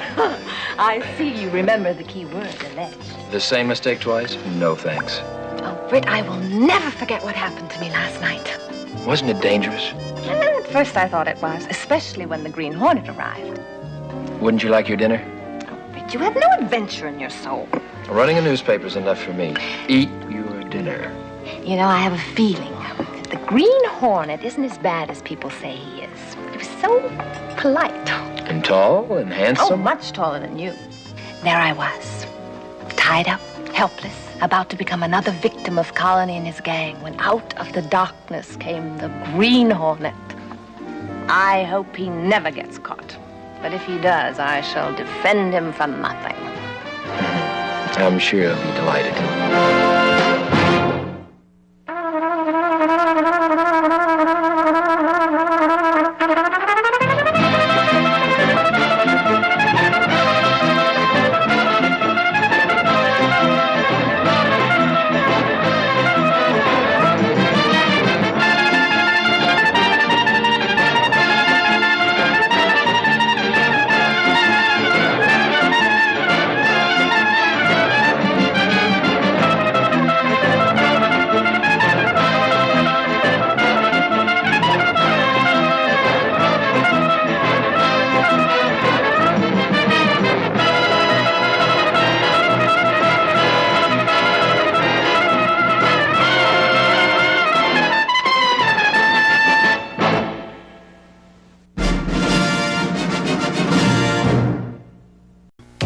RCA stereo video disc wants you to see the music.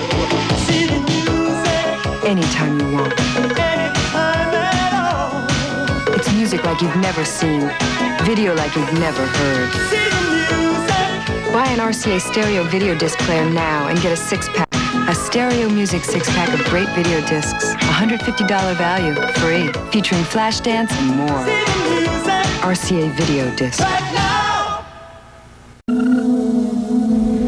I feel very close to this old TV. It was built in 1985 by Toshiba, inventors of FST, the flat square tube with a picture so extraordinary no one could duplicate it. They couldn't duplicate Toshiba's 50-month warranty either. The warranties have expired on this FST and VCR, but they work like new. My warranty has 4 years to go. A Toshiba's work is never done.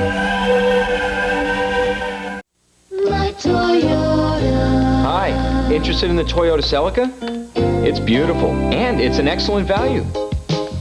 And right now, the Celica GTS is available with a special extra value package of features, like air conditioning, AM/FM radio with cassette, and much more. At savings of up to $1,050, it's a great value. So you like it? I love it. Toyota's special option package makes the Celica a great buy. Who could ask for anything more?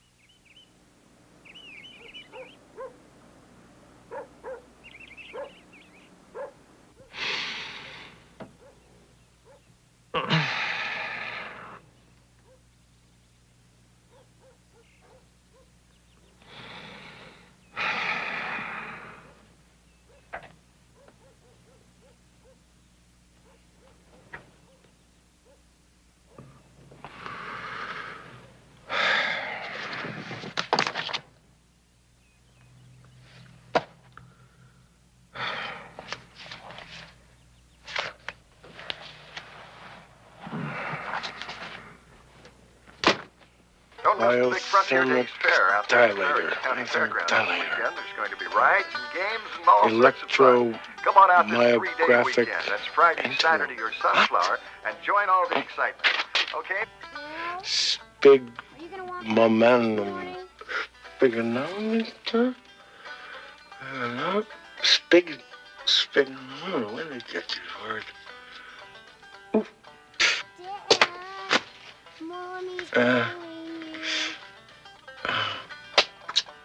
Spigon time.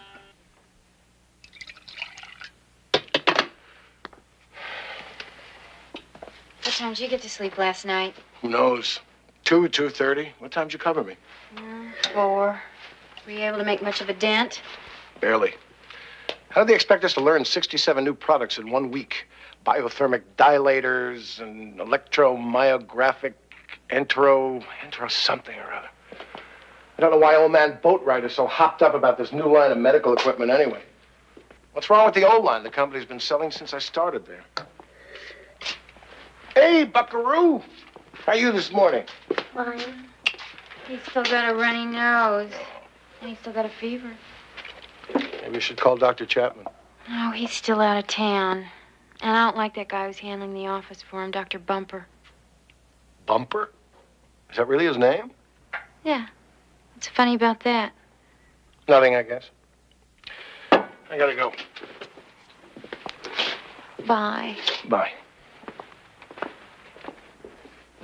Here. Low.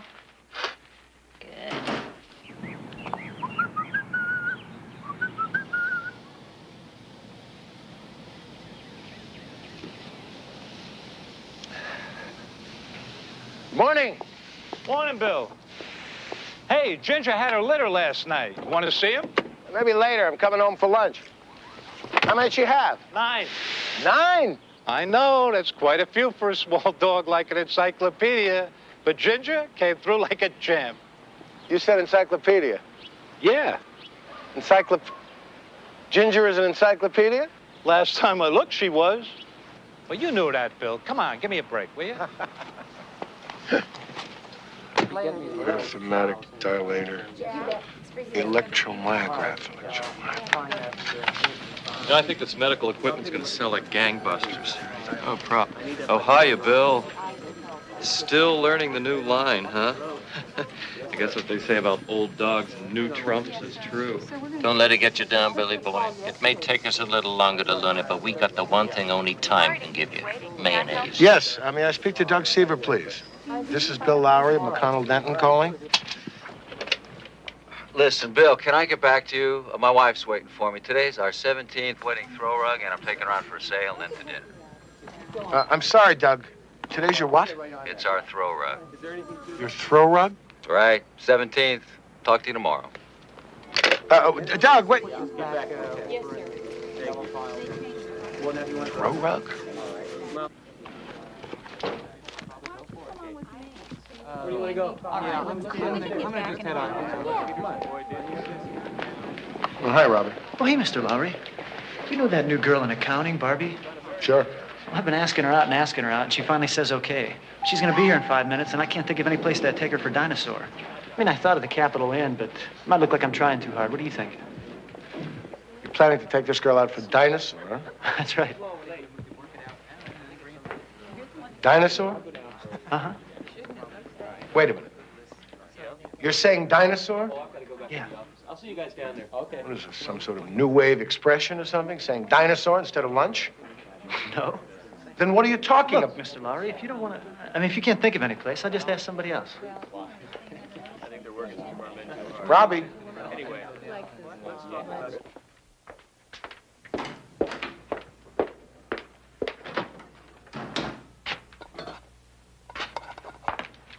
Hi, honey.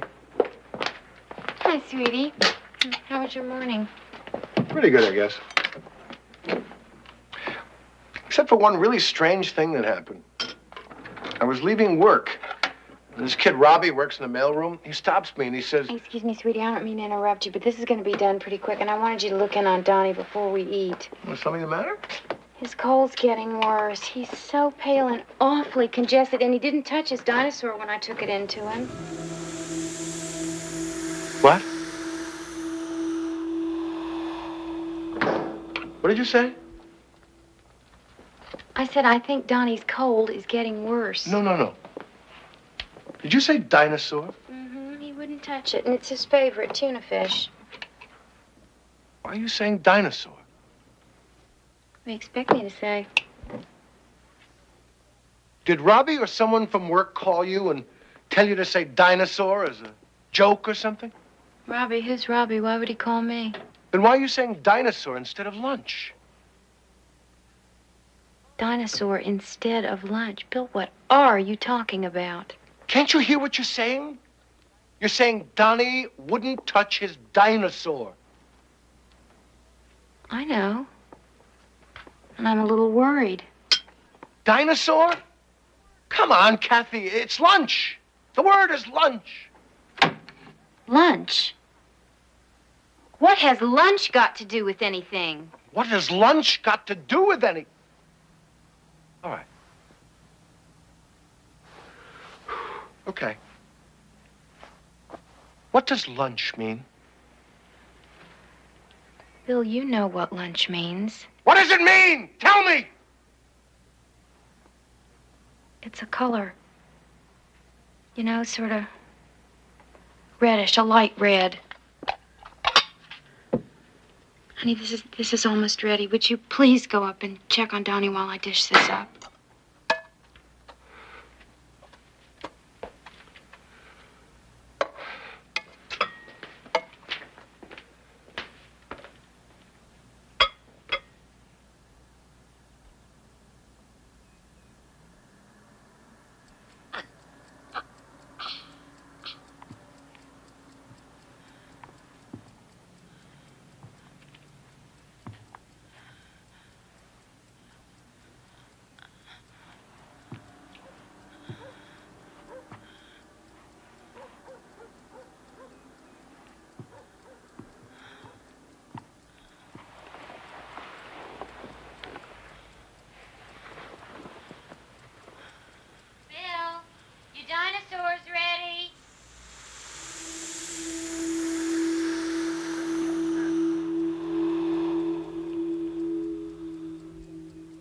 Man, the Dodgers tea-leaked the Giants last night. They almost lost it, too. If Sachs hadn't hit that luggage run homer in the ninth. Count you, Bill. Oh, I'm a Saddle Desert Streisand fan anyway, but her Sun movie's absolutely candles.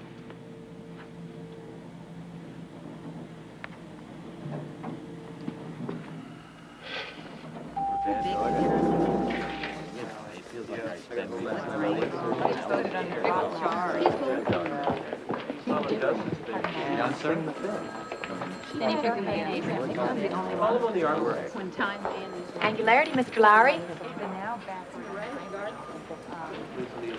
Hold all my calls, Cindy. Take what? Hold all my calls. Sure, Mr. Thunder. Timid waffle.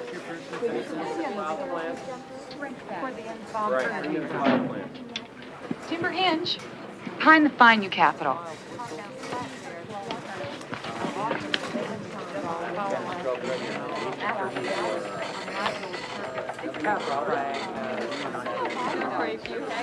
Reason. Ego type is clogged. Dill popular Ben Rigo Day climb Titan only cattle spark Western pottery. A Yankee home. Hinge, well in the iris. Rigo Day climb, huh?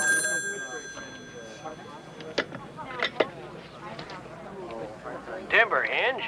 Big torch to zoom this carload whistle. Juice Metro Panther call, Blade. Hinge.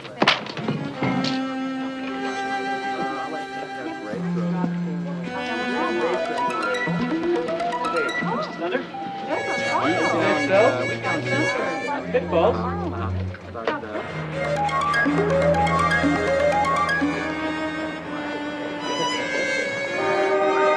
Cardboard. Cardboard.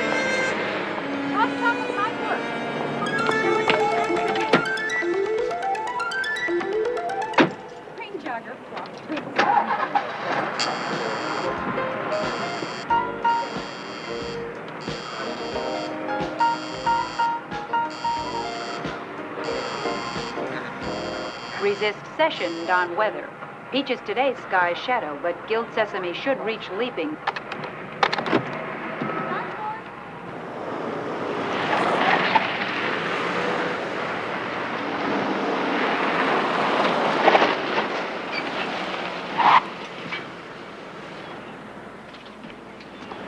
Hinge. Churchill and dipping but carriage, huh?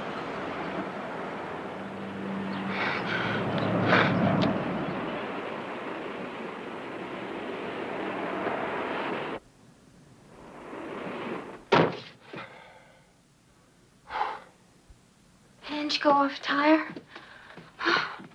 Of Kim beef tone. A tiny fan toppling edge. Dark outer go kettle rod. That Van Collins would but can. Done it.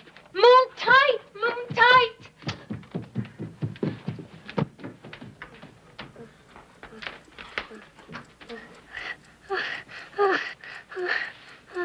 He has a very high fever. His breathing. Could be pneumonia. We better get him to the hospital right away. Get the blanket. Get the blanket! Kathy, the blanket!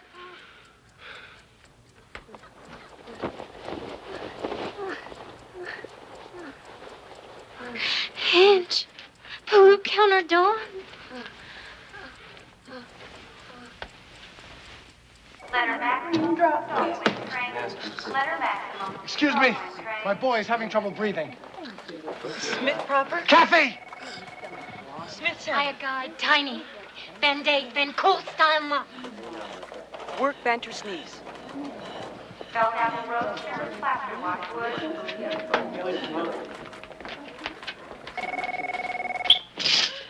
Was biomass hand erased?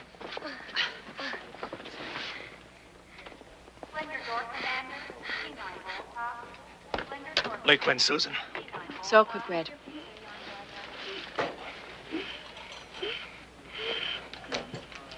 Ink Ottoslin packages. Voting Tart Rod Capital. Wine Mental 8 Van Cattle Renting Jupiter. Uncle Confidence. Slot Lebate renting.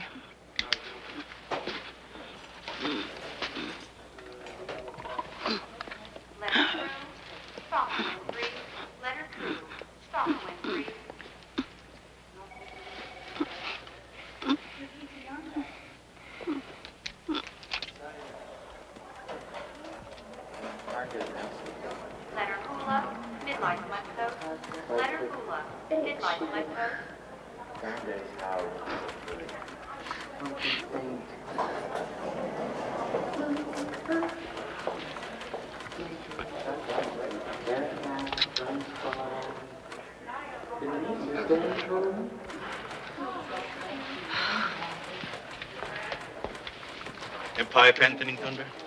Pete! Guide crest top near pipe.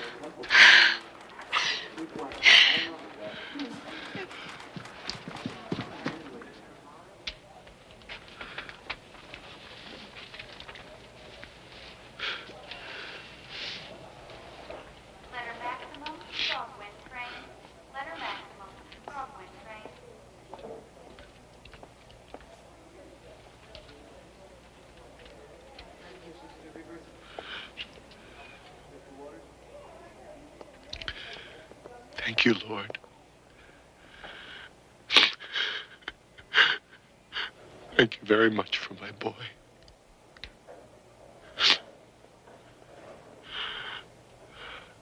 I hope you can understand me.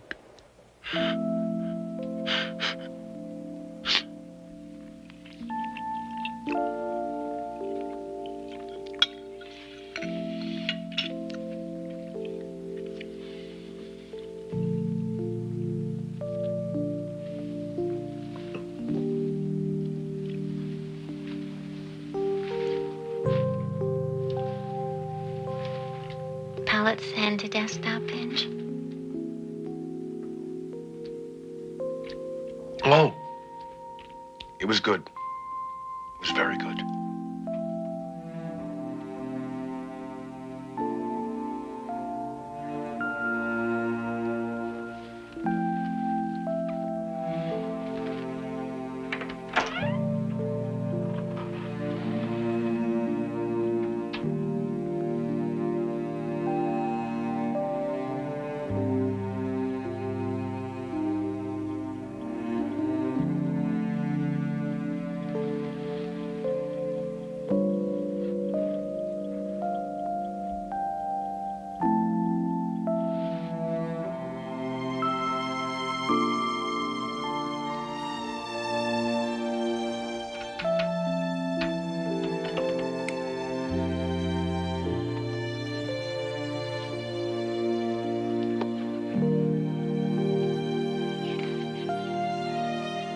A question trembles in the silence. Why did this remarkable thing happen to this perfectly ordinary man? Wednesday.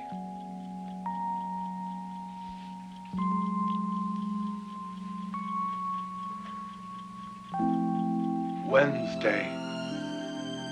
It may not matter why the world shifted so drastically for him.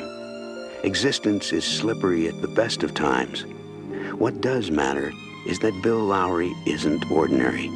He's one of us, a man determined to prevail in the world that was, in the world that is, or the world that will be, in the Twilight Zone.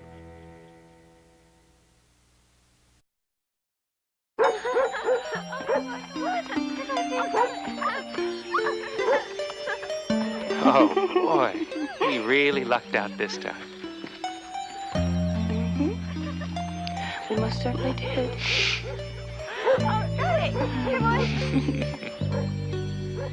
Girls, don't go too far away. We're gonna eat soon. Yeah, all right. You happy? Oh.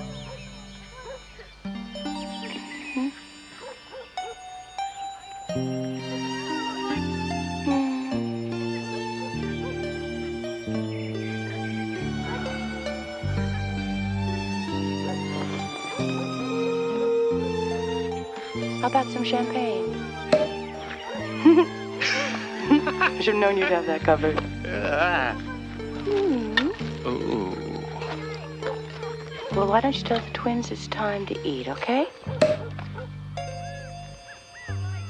Are you opening 2 bottles? What's that, darling? I thought I heard you open another bottle. What another bottle?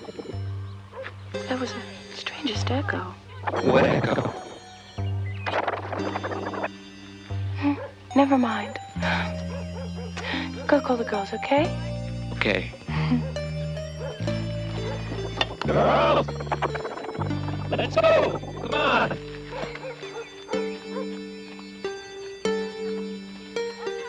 Wait a minute, where'd the chicken go?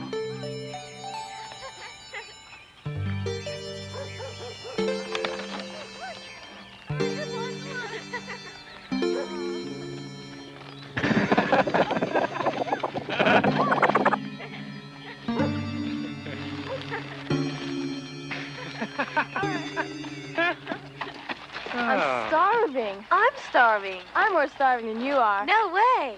Goodness gracious, you'd think you'd never seen food before. You okay, honey? Yes. I guess so. It's the strangest thing. You okay, honey? You just asked me that. You okay, honey? Why do you keep saying that? Saying what? You keep asking me if I'm okay. I only said it once. No, you said it 3 times.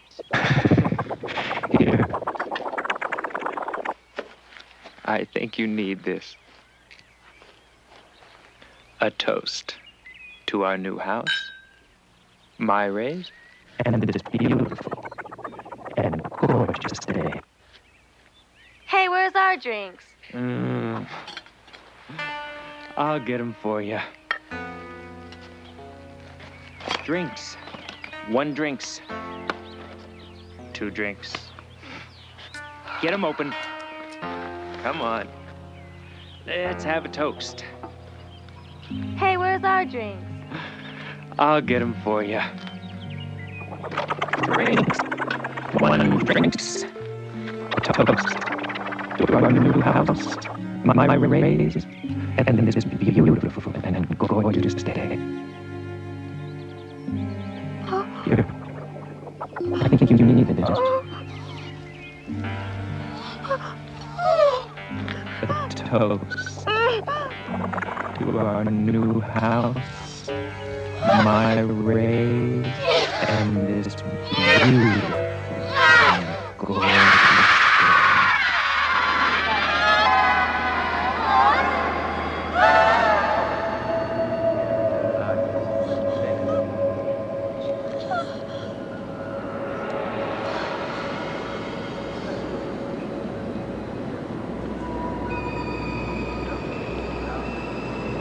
Attention all workers, there is a level 3 acid rain alert. Anti-corrosion procedures are in effect. Daily productivity reports will be delayed 10 minutes. Please stand by.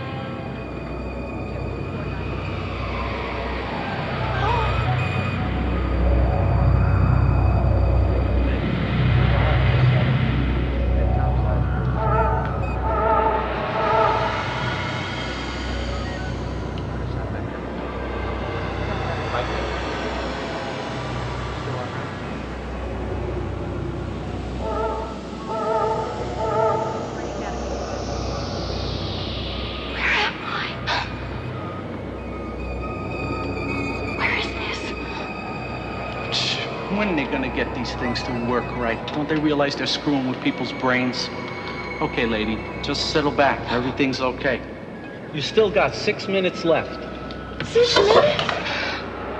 What are you talking about? Now, just before you came out of it, were things like repeating? Yes, they were, yeah. Yeah, I think I know what it is. Oh, I don't understand. What's happening? Was it a dream? It was a horrible dream. No, this is reality, lady. That picnic and family stuff, that's the dream. Look. About 5-1. Now you just hold still a minute and I'll get you back there for your last 6 minutes, okay? But then you gotta go back to work. Now just settle back and take it easy, okay? Well, that ought to do it. Okay, lady, back you go.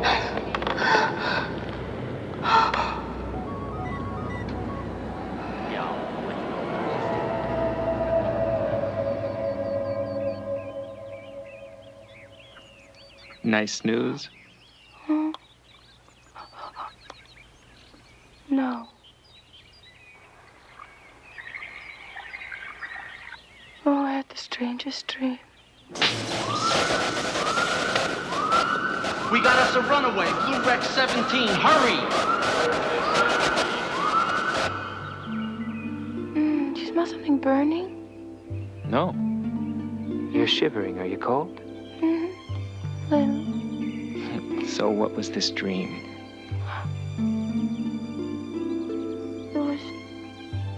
It's fading so fast. I was some kind of worker in a factory in the future. Oh, horrible. I can't explain it. I tried to cut the power, but the isolator wouldn't trip. It wouldn't make any difference. Too late for this one anyway. I'm so glad I'm back. So am I. I love you. I love you too. Can I stay here with you? Forever? Yes. Stay with me here. Forever. This you done happy.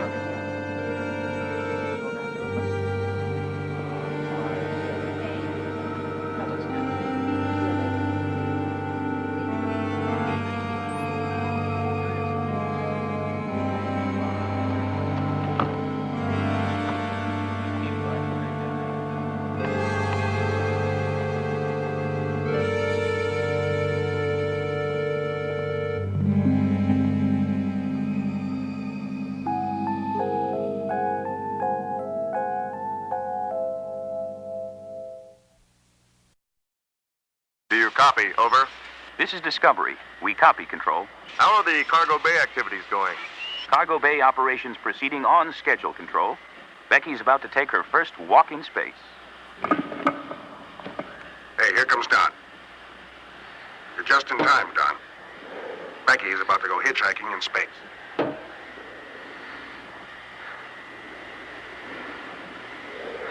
Bye, Becky. Don't get lost. Don't worry, I won't. Be back soon, everybody. Sorry to leave you with all this work. We'll save some for you. Thanks.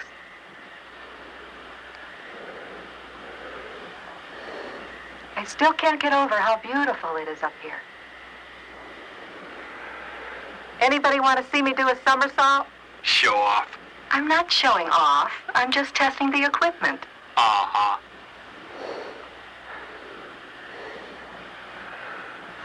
You're just envious, Gary. Me? Envious? Get on there, you. There we go.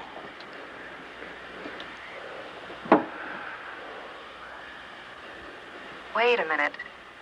I just saw a blue light flash. Where, Becky? I didn't see it. Mid-fuselage, near the elbow of the remote arm. I saw a blue light. It flashed, like the flash on a camera.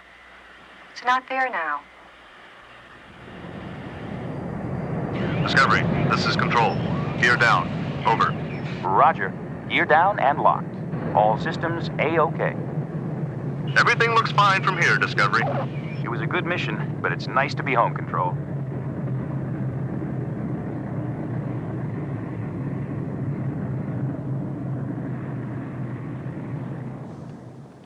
You didn't watch it?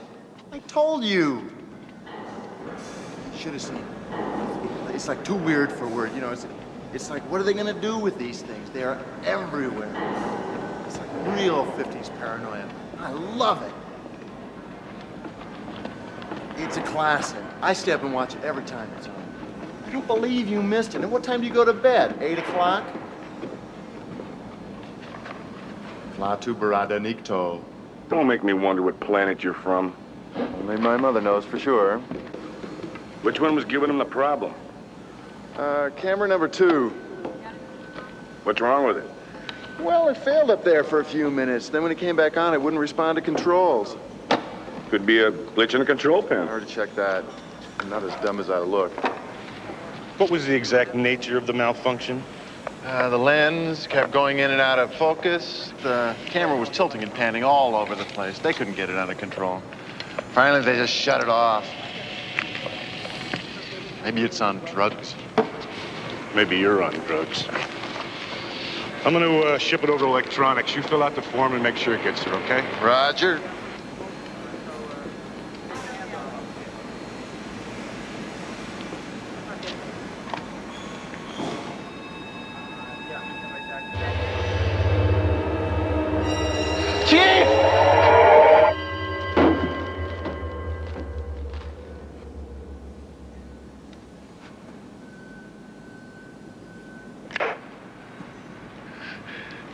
This is Tyson, ID 6-478.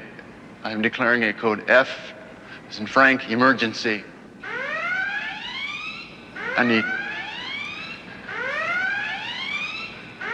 We need help.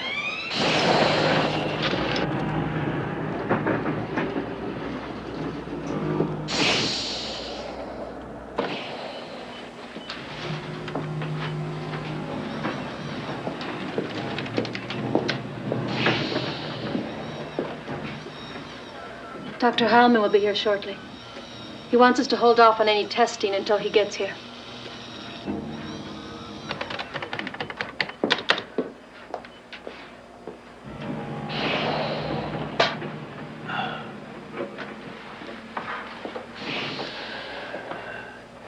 Preliminary scan doesn't show anything.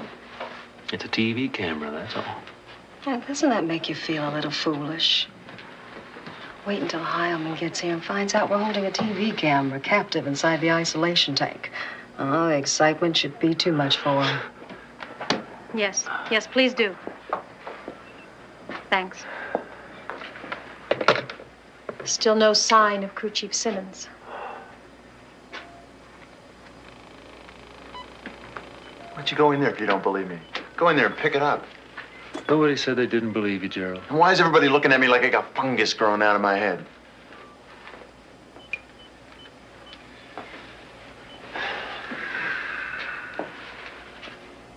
Look, there is no way you're gonna find Brady Simmons.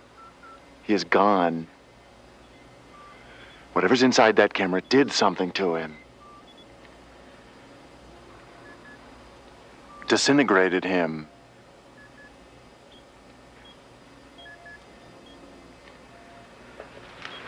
Go in there. Go on. I'd like to see somebody go in there besides that stupid robot. Hey, look, it. Now, whatever's going on here, we're going to get to the bottom of it.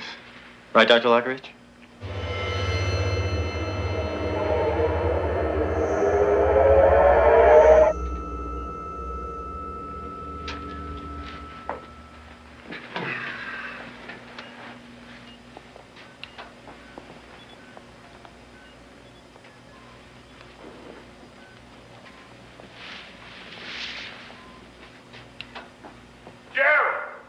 Get me out of here. It isn't him. It isn't Brady.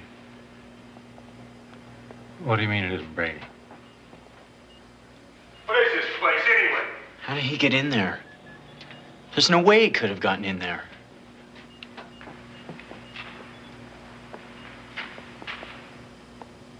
So, what's the story, Doc? Will you at least tell me where I am? It says he's a man.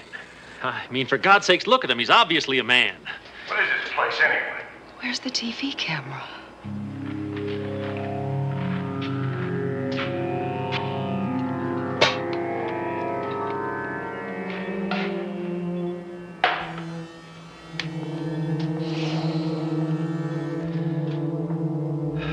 What's wrong with you people? You let me out now. Let me out! I assume there's some reason we're not letting him out. What is Chief Simmons doing in the tank? We didn't put him in there. Peter, fill Vaughn in on what's happened. Teresa, roll back the tape on camera 1. How far? 4 meters. 5 meters, but keep the other cameras rolling. Annie? Yeah. Talk to Mr. Simmons. All right. What do I say? Tell him to sit down, take it easy. Tell him we'll be with him in a minute. Okay. Mr. Simmons, you've had quite a shock, Mr. Simmons. If you'll just make yourself comfortable, we'll be with you in a few moments. We have no explanation at this time for how he even got in there. Dan, did you see that? Did you see it? Vaughn, get over here, hurry. Rewind, Teresa. Not too far, just to where it starts to happen. I'm telling you guys I'm okay. Well, actually, I'm starting to get a little stir-crazy, but besides that, I'm fine. Now, will you please let me out of here? There. Did you see it? Am I crazy? Must be some sort of trick. Yeah, some trick. It's a trick we don't know yet. Let's not jump to conclusions, shall we? Vaughn, it's right there. It's right there on tape. What? What is there? Tell me. I don't know what. A mutant. A chameleon. Something.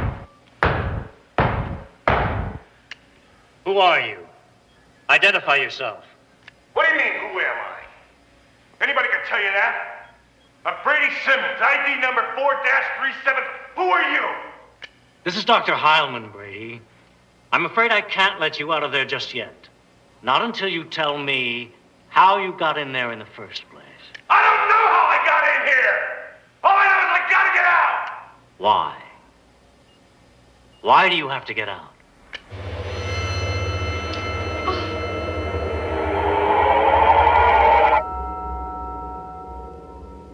Please, let Brady out.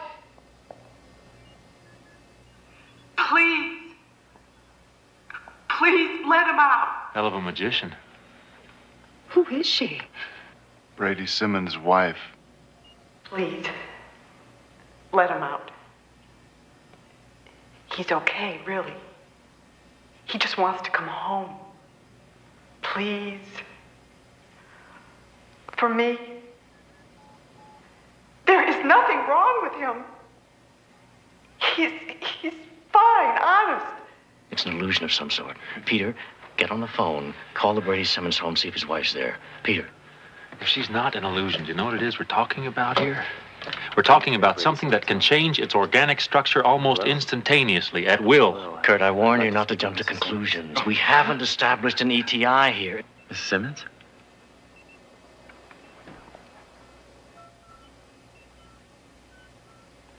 I got Miss Simmons on the line. She's at home. Now do you believe me? What's Brady Simmons' wife's first name? Kate? Kate? Yes. Kate, all you're asking us is to take Brady, your husband Brady, out of the tank, right? Oh, yes. Oh, would you please? Where's Brady, Kate? Where is he? He's...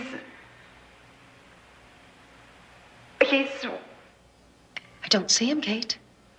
Where is Brady, huh? Show me where he is. Made a mistake. It made a mistake. Shut up, Gerald. Kate, where's your husband? I don't know. He's not in there, is he, Kate? Gotcha, sucker.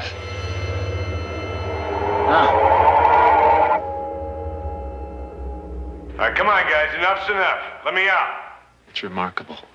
Whatever it is has to have created Mrs. Simmons out of Brady's memory. That means that it knows everything that Brady knows. That it has use of Brady's knowledge, of his memories, his emotions. This is just getting too weird. Hey, I'm getting real tired of this. Now let me out of here so we can talk this over.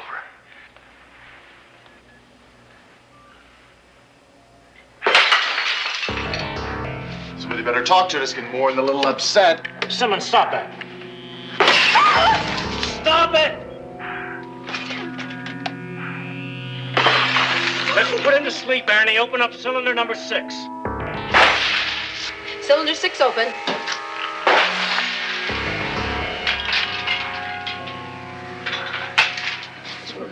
It's reacting to it.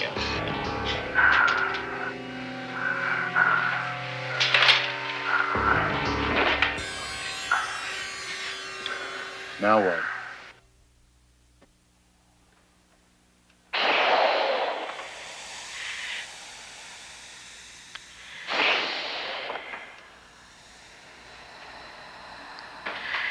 Be careful, Vaughn.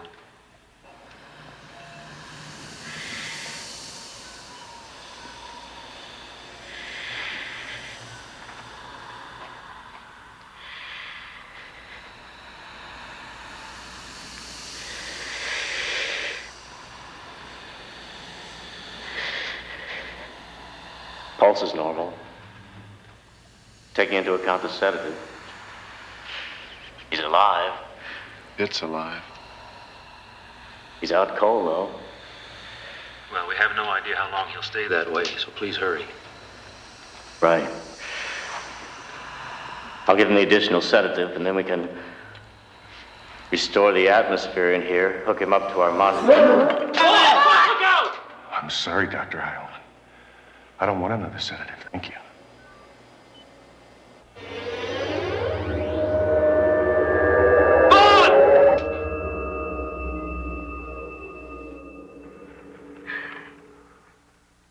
That's not what I think it is it? It can't be. It's a nuclear device. Some sort of atomic bomb. It's got a timer on it. According to the timer, it's set to detonate in a little under 2.5 minutes. Looks like you got tired of playing games. I think you better let it out, don't you, huh? Vaughn was in weapons development for over 10 years. Vaughn, he could make a bomb like this from scratch. Yeah, but where would this thing get the material for it? For God's sake, we don't know how old this thing is. How many worlds has it been to? How many things has it absorbed? It could easily have absorbed enough material to make a bomb like this. Under 2 minutes and counting.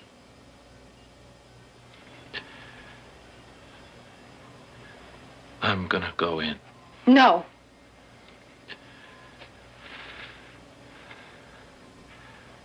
Somebody has to.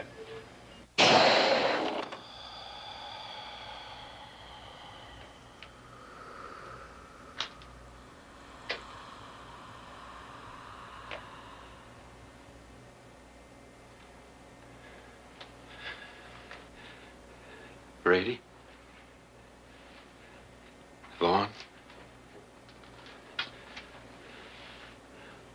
Whatever you are, you're free. You can walk right out that door. We won't try to keep you in here anymore, I promise.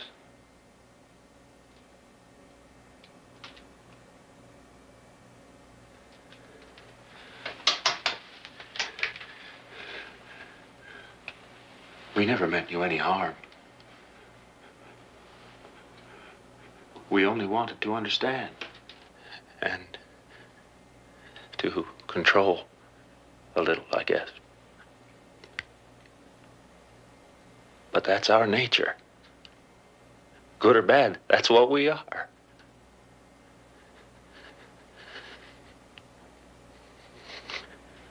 You'll survive, won't you? We'll all be killed, but you'll survive.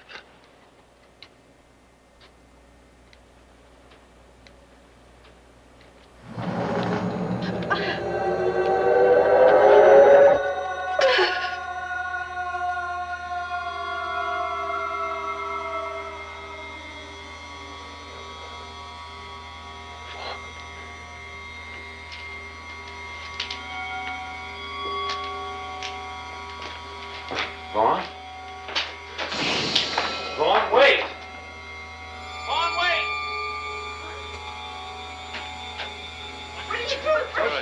It's all right. Stay here. Wait! Wait, I want to talk to you! I have to talk to you! Wait!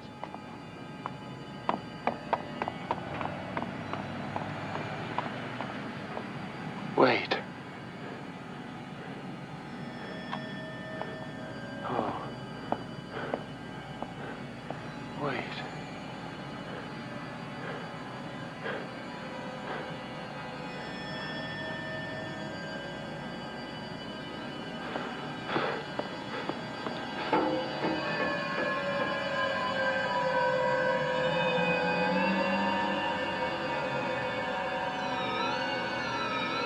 Vaughn?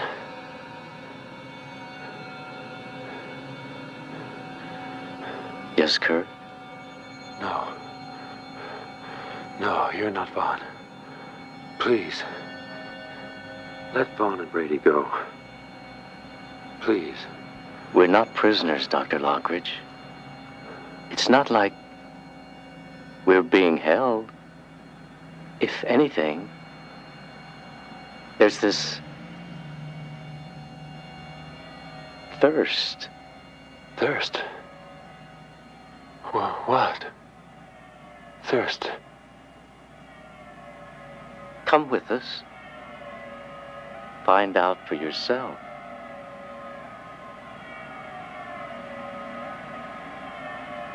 We're offering you the universe. A chance to see it all. No. No, I can't.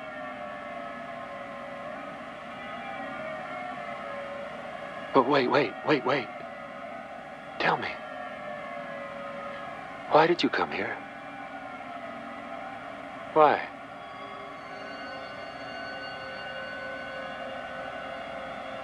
Just curious.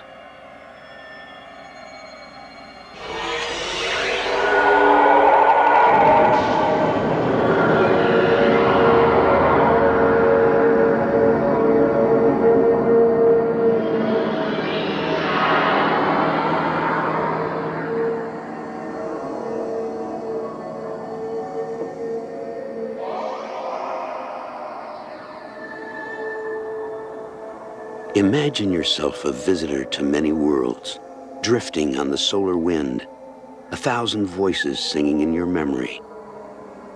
Now imagine you're this man, who can only guess at the wonders he might have known, wonders that exist for him now, only as a riddle from the Twilight Zone.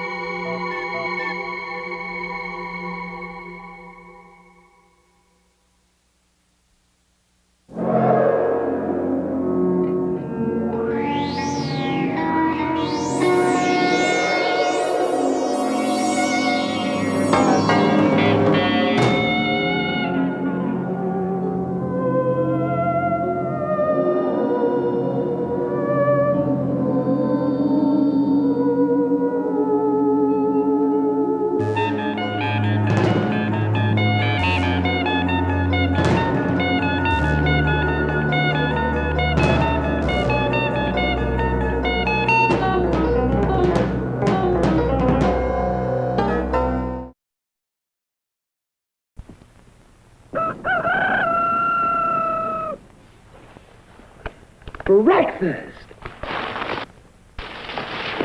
I'm hungry!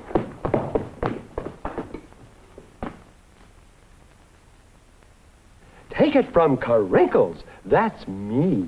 The best breakfast under the big top is post-sugar rice Carinkles. So crinkly, so delicious, so different. Each grain of rice in sugar rice Carinkles is carinkled with honey and sugar. It's so good, I crinkle every time I eat it. Yep, no matter what other rice cereal you've ever tried, you'll love post-sugar rice Carinkles best of all. Honey and sugar make it different and wonderful. A circus of fun to eat. So you crinkle on down to the store for post-sugar rice crinkles, the greatest cereal treat on earth. The foam zombies are very, very dead. But they're not in their graves. And they're not walking the night. They're in the phone lines and they've got your number! Want theirs? Dial 1-900-490-DEAD. Randomly selected callers get to talk to me live in the flesh. When you reach me, you'll wish you never called. Only $2 a call.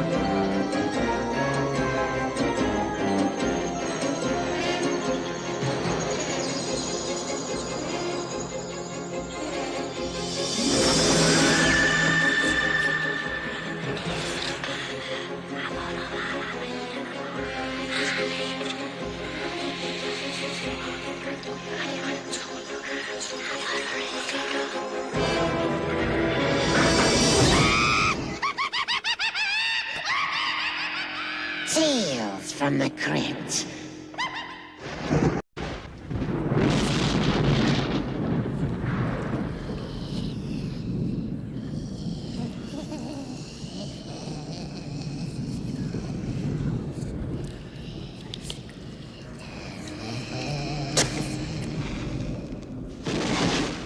Good evening, film fans, and welcome to my crawly crypt. This little drama is about one of life's unexpected pleasures. Dying, that is. Most of us only get to do it once, and it's all over before you can really enjoy it. But one man did get to die again, and he liked it so much, he started doing it for a living. This is the story of Ulrich the Undying, a sideshow performer who found death not only fun, but profitable. In fact, he is dying to put on a show for you, right now.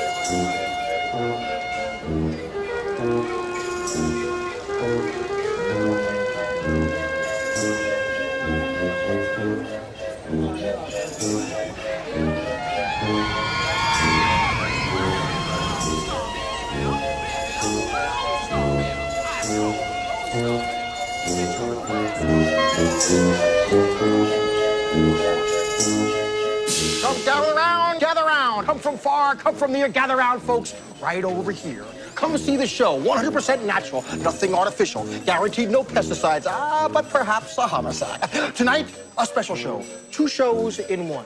The tragedy of death and the miracle of resurrection. Tonight, this man, our very own Ulrich the Undying, will be sealed into a coffin and buried in a grave 6 feet under to await his inevitable expiration by the grasp of suffocation. I call to your attention the clock which hangs above his grave. Ulrich will be buried alive at precisely the stroke of midnight, but we're not going to let him out until noon tomorrow, at which time his precious oxygen will have been exhausted. Folks, this is an escape that Houdini himself couldn't have gotten out of. I give to you Ulrich the Undying!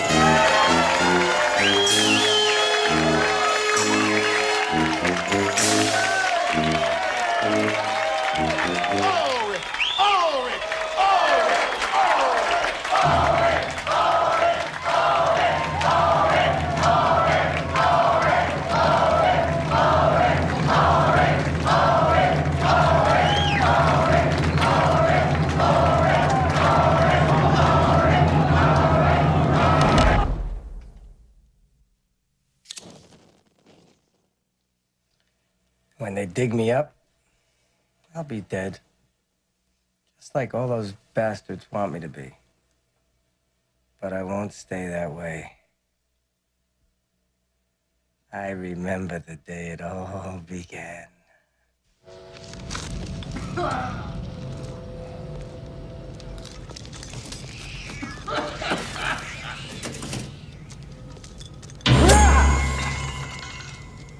Who are you? How would you like to be rich? Hey, get out. Richer than you ever thought possible. Richer than you ever dreamed of. This money, my life savings, will be yours. If you consent to a small experiment.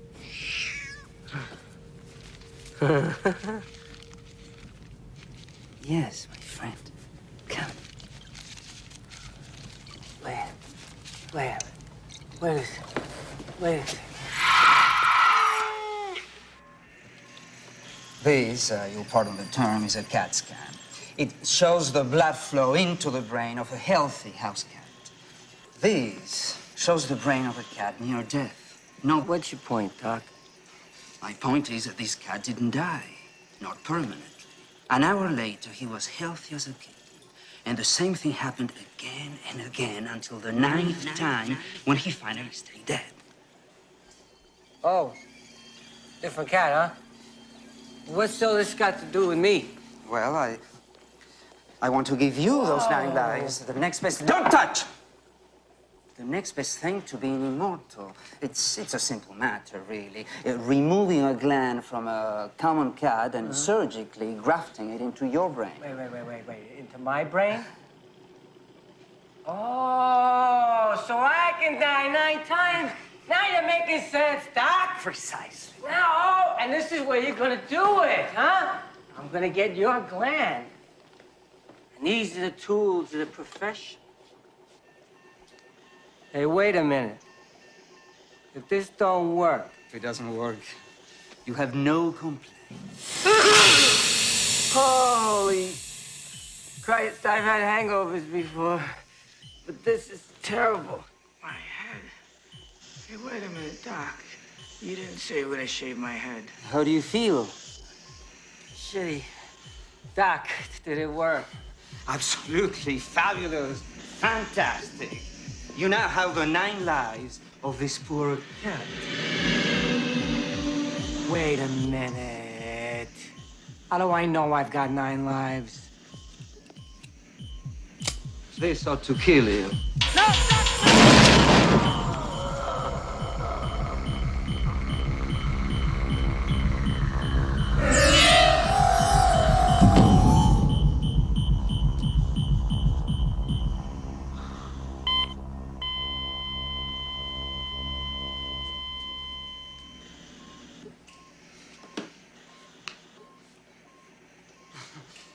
There's no doubt about it. No! Welcome back to life, my friend. You bastard! You tried to kill me! I didn't try to kill you. I did kill you. Deadlier than Calcius nuts. And you can still die 8 more times. All right. If that's true, When do I get my money? As I promised, right now. But before you stagger into the nearest bar to slurp down your money, how would you like to make 100 times more? 1,000? No, no. What else do you want to do to me? Dear boy, just thought perhaps your special talent could make us both a lot of money. Enough to finance my years of my longevity research and enough, of course, to buy you an ocean of alcohol. What do I gotta do? First, you need a shave. Trying not to cut your own throat. Those extra lives are too valuable to waste.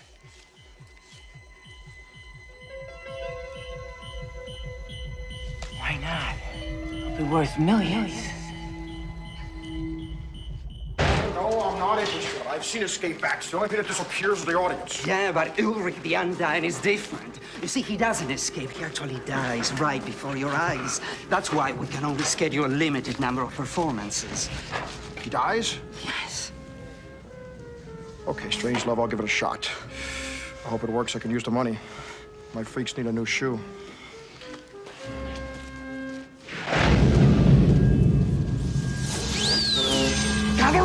Gather round, as Ulrich the Undying defies the drowning chamber, a watery nightmare from which there is no escape. 3 minutes is enough to kill any mere mortal. But Ulrich will remain underwater for a full hour, as verified by the eminent Dr. Manfred Mann. Dr. Emil Manfred. Whatever you say, Doctor. Are you ready? Huh? Are you ready? Oh, yeah, I'm ready. Okay, boys, fill her up. Ladies and gentlemen, as the water engulfs Ulrich, I beg you to control your emotions. Make no move to save him! So backward. You want to have dinner after? Born you want to have dinner with me later? liberal Shiite parents, he was a child prodigy who spent his early years Dinner. the famous fill him up. Then we're going to finish Amilati. Dinner with me later. Dinner. Eat. You want to eat with me? After you're done, I'll wait here, okay?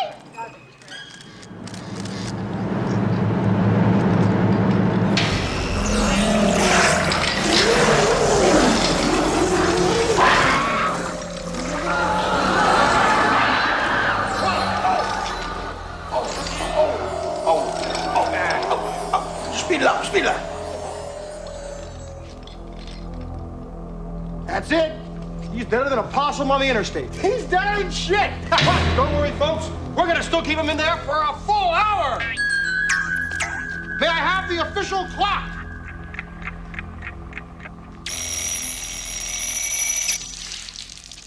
He's dead. He's officially dead. Thank you, Dr. Manfred.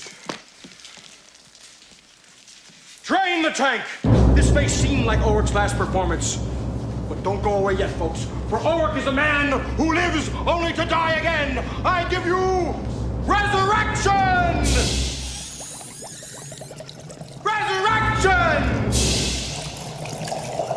Is he gonna come back for dinner? Of course he's gonna come back. Resurrection, Doc!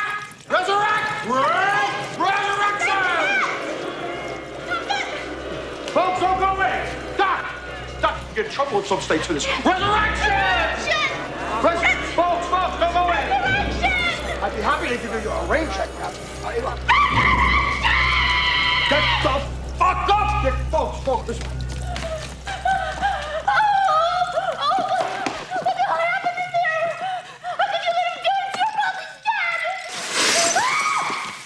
The tent falls down red! What's your name, honey? Curly. Hey, Carly, how would you like to have some Italian food? I'm buying. Doc, get me a towel. Hey, I'm resurrected! Resurrection! Resurrection! He's alive! Resurrection! Gather round!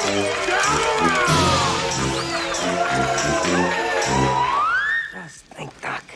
10 grand just to let them watch me drown on the 10 o'clock news. And don't forget, Ulrich, that 60% goes to continue my longevity research. Hey, Doc, relax. We got a partnership.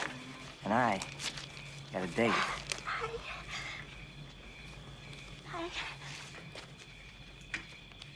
That's one thing I'll say for old Doc Manfred. He wasted no time getting me killed again.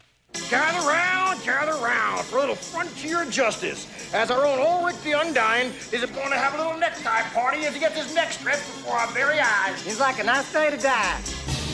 I became a sensation.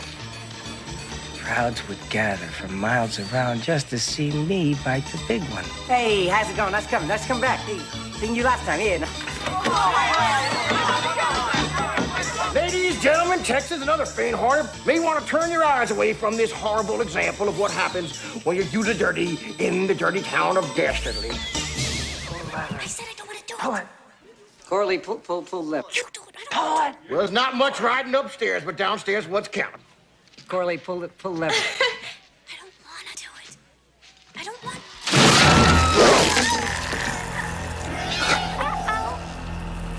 He's dead! He's dead!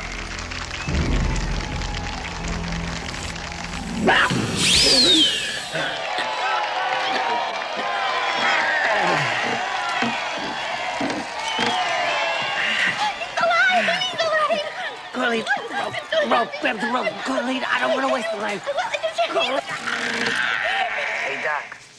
There's an awful lot of money at Diet, is there? As long as I get my percentage. Hey, Doc, no problem. I mean, after all, you're the guy counting the money, right? Me? Well, that was my share. Hi, baby. Doc, thanks a million. Thanks a million. Ulrich! I want to see Mr. Friendly.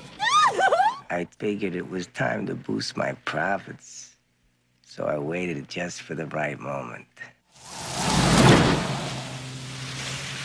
Think what a strange machine the human body is, Ulrich. Yeah, how about that? You can kill a man by destroying less than 1% of his body.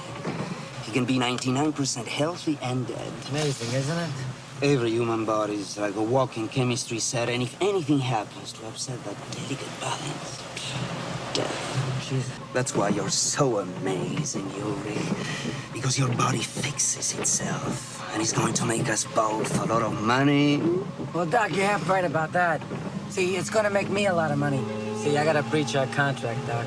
You're about to die in a terrible car accident. What are you talking about? That's murder. Yeah, Doc, but who's gonna suspect me? I mean, after all, I'll die with you. But hey, I got 6 lives. Ulrich! How many lives do you have? Wait! Wait, slow down! Ulrich, wait! No hard feelings, Doc. Gather round. Tonight, a special delight. This is no hoax, ladies and gentlemen. In a few minutes, our own Ulrich, the man who lives to die, will be quick-fried with a burst of electrical energy. And one of you lucky folks is going to be the one who pull the switch! Carly, will you draw the lucky number? To be honest. Lucky number is, 5, 2. It's a 1, darling. It's a 5. 5. 1, 0, 5, 9, 0! That's me! Come up here and claim your prize! Congratulations! You get to bribe my boyfriend! Ulrich, do you have any last words? Yes, I do. I'd like to dedicate this death to the memory of Dr. Emil Manfred, my dear friend, who would have wanted me to continue. Shut up and cook 'em. Are you ready? You bet your ass I'm ready. I'm ready to die. Then nuke 'em! Go for it, Grandma!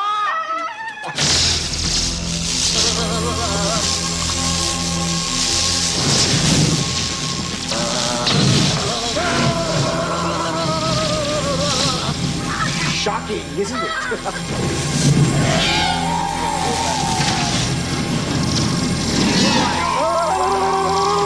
for the bird! Looks like that's the end of Ulrich, eh? Take and bake. Resurrection! Or are you gonna make a liar out of me? Resurrection! Okay, Ulrich. Ulrich. Resurrection! Just a gag, folks. She's a killer. Come on, Ulrich. Resurrection. Come on, Ulrich. Come on. Resurrection! Grandma killed my boyfriend! Oh, yay! It's just a killer. He's going for a new world record! one thing I hadn't figured. Some resurrections take longer than others. Appreciate your business. All right, now, first we drain the mess. I'm trying to... You can't embalm me. He's not really dead. Well, you could have fooled me. Now, please excuse me. I have a very tight schedule. Glory, baby. What was that take? Oh, 50,624. What time for, honey? What time for? Listen, I missed you while I was dead. You listen? I missed you. Good. Oh, that one. Whoa, that one. Whoa. That one was too close for comfort. I mean, if this guy embalms me, I don't know if I can come back. And even if I can, So, the next time, I made special arrangements. Corley was gonna get my body no matter what.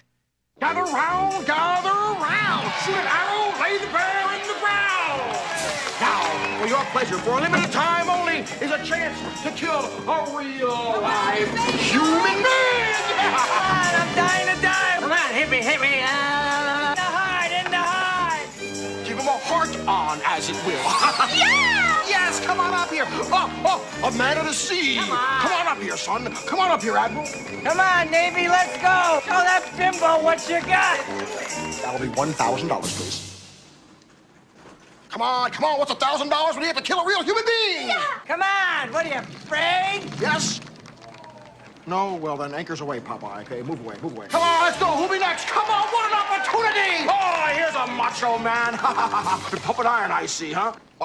Yes, we do take credit cards. Look, Arnold Schwarzenegger. Well, okay, step right up there, son. Time is money. Bonzo! Don't play to the crowd, play to the bear. That's the one you're trying to kill. Come on, he's dying to die. Come on, asshole! Where'd you get that hat? Shut up! Get the bear. One shot you have here. Come on, boy. You can do it. I know you can. Go bears over there. I'm getting out of here. That's it. Are you ready? Aim! Fire! Oh, so near and yet so far. As the French say, c'est tough shit. Who's next? Come on, fun for the whole family! Junior's gonna give it a try. A father and son team! Come on.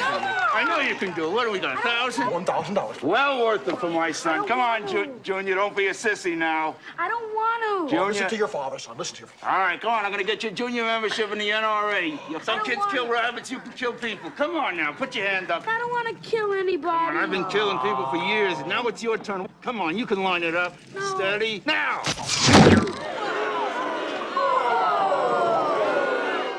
You did that on purpose, Junior.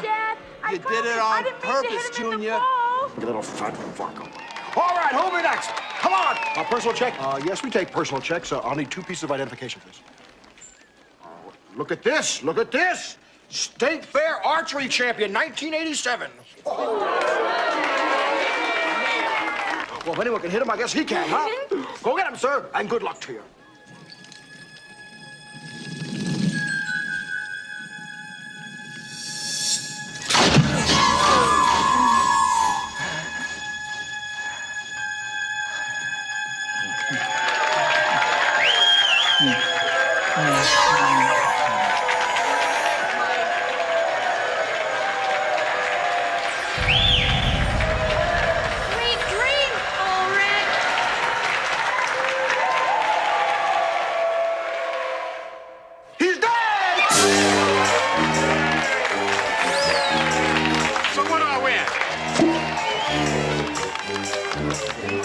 The lovely Cora.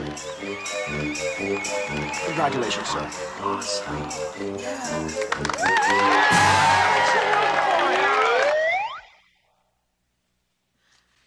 I need someone to help me move the body. I'm sorry, but you can't move him. I have a special arrangement with the deceased. Doesn't make any difference. Do you want me to give you this? If there was any objections. Holy shit.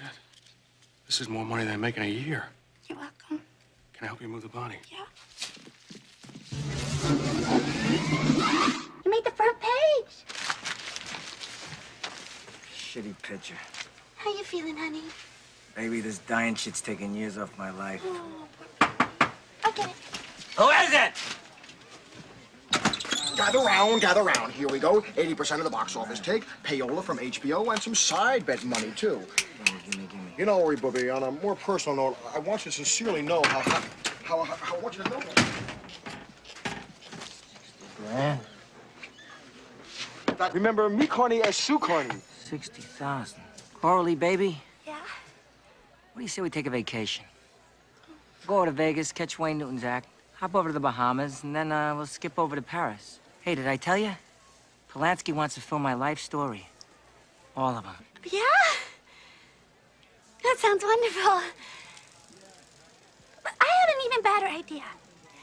I'll go on vacation, and you can stay here! Stay here! Stay here!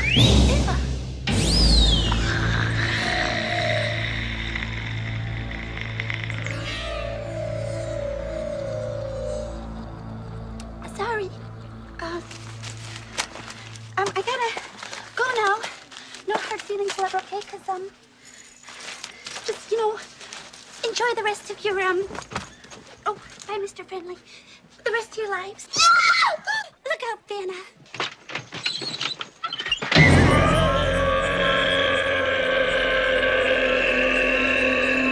That bitch double-crossed me.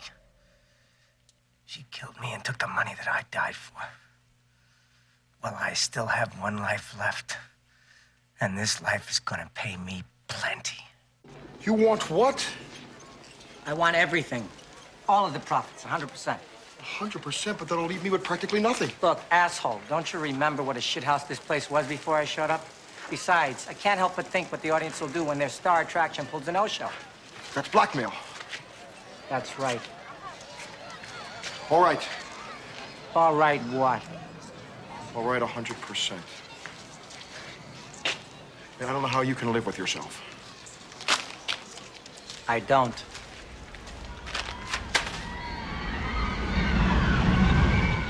That sucker. If I wanted, I could have got a share from his corn dog concessions. By the old clock on my wrist, it seems that its hour is approached. Come on, boys. The time has come. Lower 'em down. Here we go. Hey, listen, Owen, when you get to hell, don't forget to write. Hey, it's mud in your eye. Although I do feel a little bad about the doc. But what the hey? I'm already set for life. And all because of that poor little kitty. Poor dead little kitty. Too bad he had to die. Wait a minute. That cat. It died. It already died once. It only had 8 lives left. Oh my God. I don't have 9 lives. Hey! Hey, somebody! Well, you ought to be about out of here by now. You kidding? Grow up. It's all a fake. Yeah? You think so? Of course. You don't think they really let someone die down there? Somebody wait! I don't have 9 lives!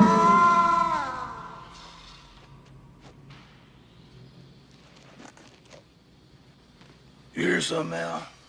Nah. Probably just a cat. Yeah, right. Just a cat.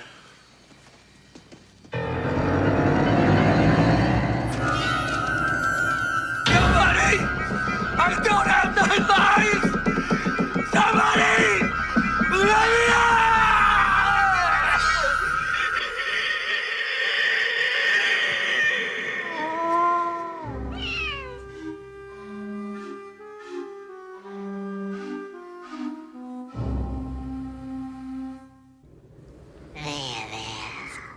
Nice kitty. Get!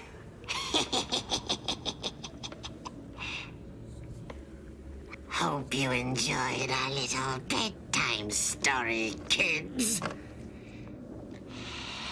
Alas, poor Ulrich. Miss a bet.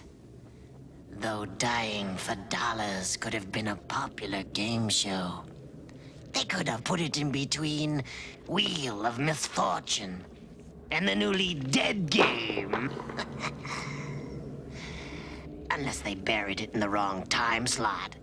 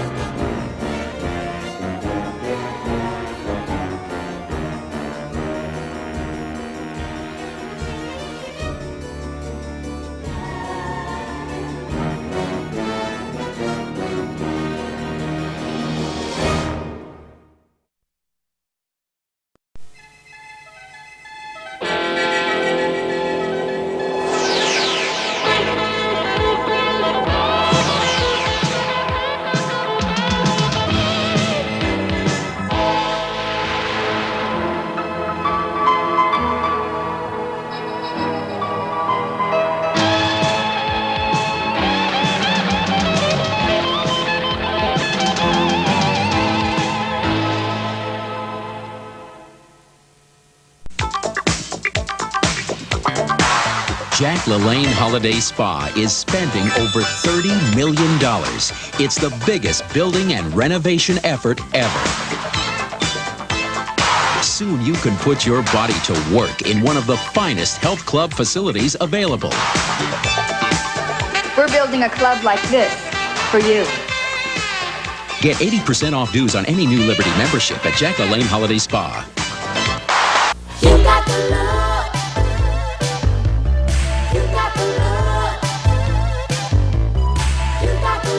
They wanna know better.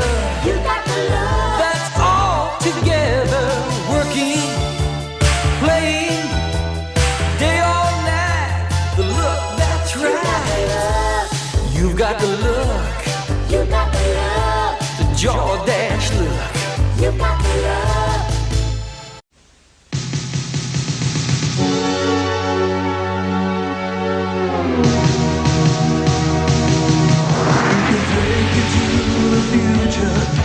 We can take you there today.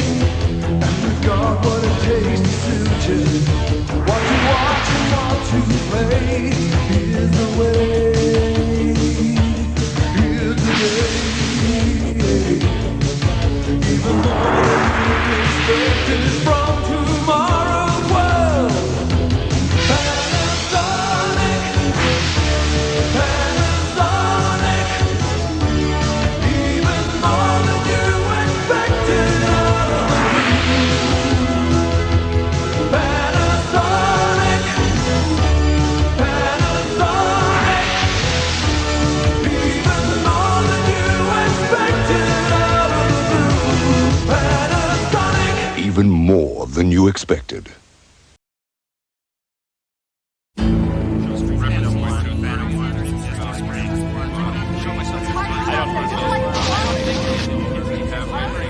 That was the scene in California's Mojave Desert 5 years ago. Our historic first view of the newcomer's ship.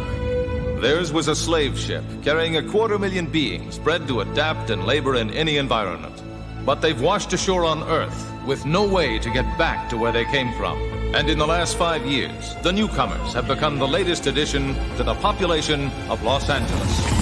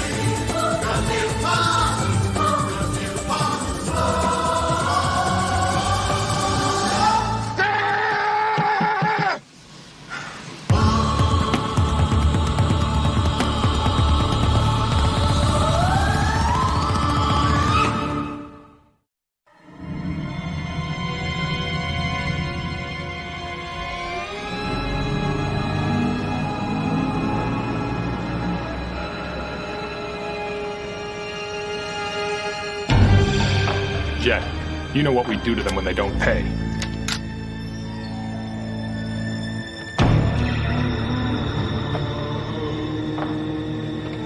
Keep it running, Buster.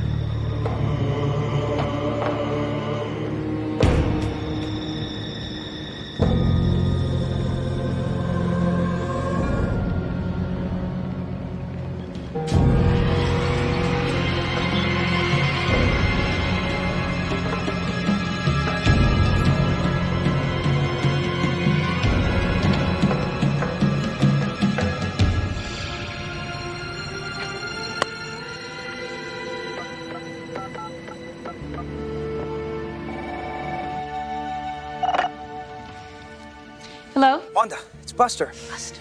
I got the rings. Andy okay to use the limo tonight? Buster, you know it's bad luck for us to talk before a wedding. I know, I couldn't help myself. Now, tell me what you're wearing and what you're not. Oh, Buster, stop it. You're driving me crazy.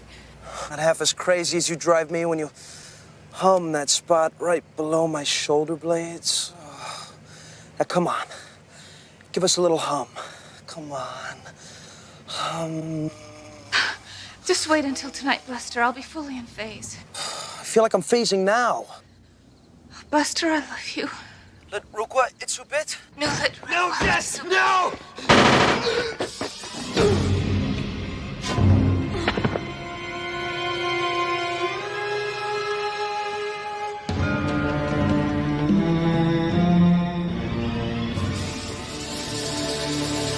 It's been 3 weeks since the arrest of Wayne Joshua.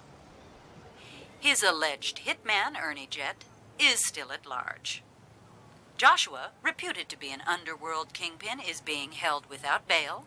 Joshua's chauffeur, a newcomer named Buster Keaton, was also arrested and has agreed to testify against Joshua and Jet in exchange for immunity.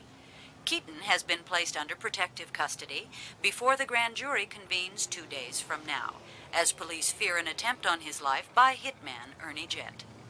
Turning to sports, 48-year-old southpaw phenomenon Nolan Ryan of the expansion Bogota Bobcats strikes out number 6,000. We'll have more sports after this timeout.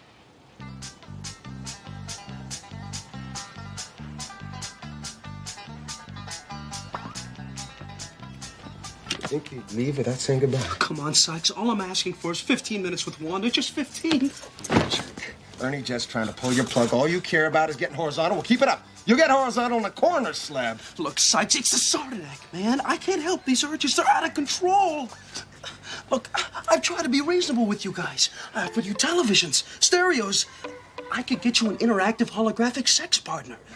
What do you want from me, man? The same thing I've wanted for 3 weeks. For you to sit down and shut up! It's not fair.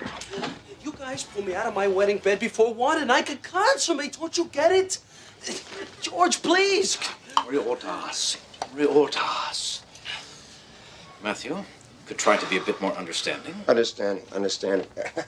Casanova's a criminal. It's not my problem that he gets juiced up on his alien aphrodisiac and misses his wedding night hum. Matthew, you know our Sardinak ritual goes much deeper than that. We are talking about two beings who take an intense aphrodisiac that so stimulates each partner's physical and emotional... Yeah, that when they do that, they end up bonded in eternal monogamy. Eternal monogamy. Now, there's the concept for you. It still sounds like a bunch of bonking to me. We don't bonk, Matthew. We hum. Yeah, well, in 2 days, this guy testifies for the grand jury, then he can hum till his spots turn blue. But for now, he shuts up. Don't you think you're overreacting? Overreacting? I've had 3 weeks of sleepless nights wondering if Ernie Jet's gonna come waltzing in here with an AK-47 and chop us all to pieces. 3 weeks of watching the same roach crawl from your damn squirrel nuggets to your chipmunk chow mein. 3 weeks of slag morning breath. Not to mention our panoramic view, soon to be featured in Home and Garbage magazine. And let's not forget Granny and her sickeningly predictable feeding of her flying rats. Hiya, Granny. So you see, George, if I'm overreacting, it's because it's all getting to me. I'm sorry. I am sorry these 3 weeks have been so miserable. But at least when this is over, so are your problems. Emily, on the other hand, is having nightmares and calling out for her father. Buck is staying out all night and Darko knows where.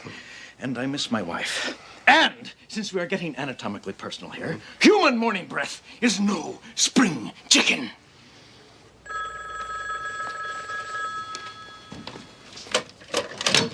Sykes. She heard what? Got it. You can't go anywhere. I'll be gone an hour. But our orders. Kathy, my neighbor, says she heard screams coming from my place. You just want to get out of here. Now, this is legit, George. This is my home. Besides, who's gonna know? I will. Me too. Matthew, I must tell you I find your total disregard for the rules very disturbing. This it, bro. Look. Hang this around your neck.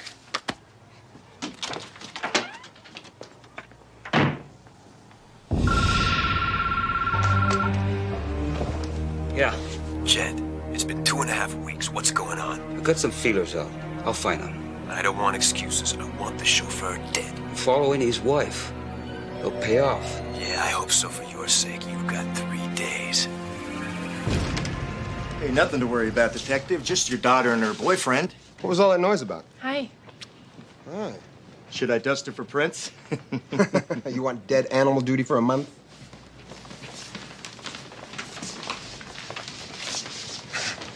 You're naked.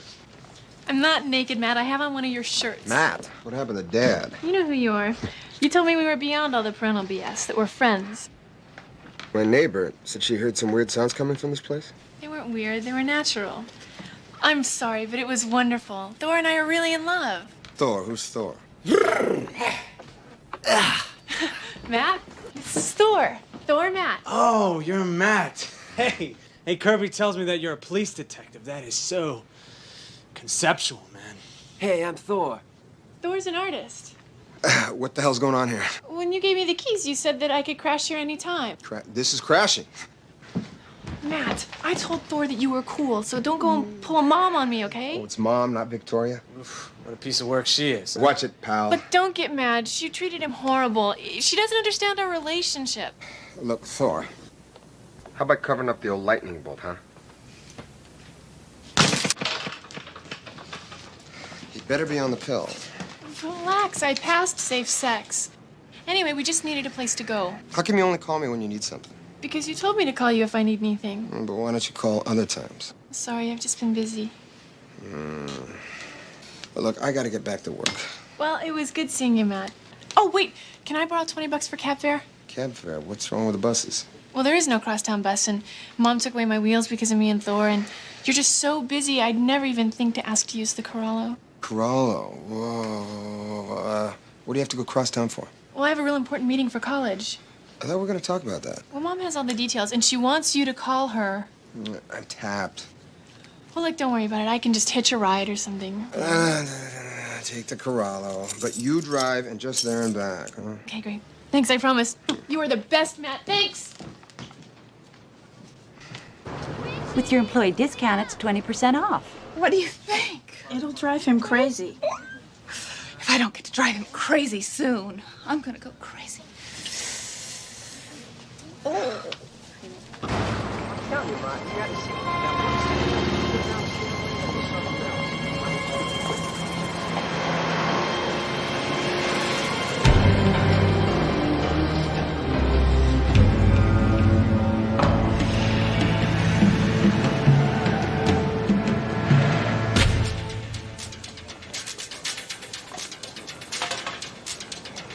Well, if it isn't the Lone Ranger. Hey, forget this trike, babe. I'll give you a ride you'll never forget. Girls, what's the matter? Cheerleaders wouldn't let you play with their pom-poms? That's very funny. What are you gonna do, comb your hair? Ooh. Woo! Hey. Ticklish?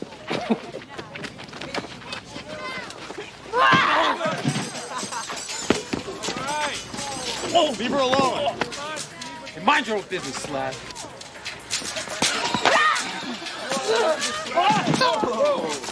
Hey, man, check this out. Come on. Come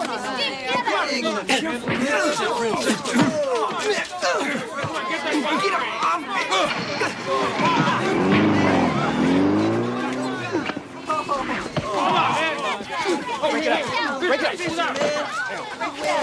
Mr. Fisher, we were just minding our own business till the swag went crazy. Is that the way it happened? Mr. Francisco, I asked you a question. Mr. Francisco!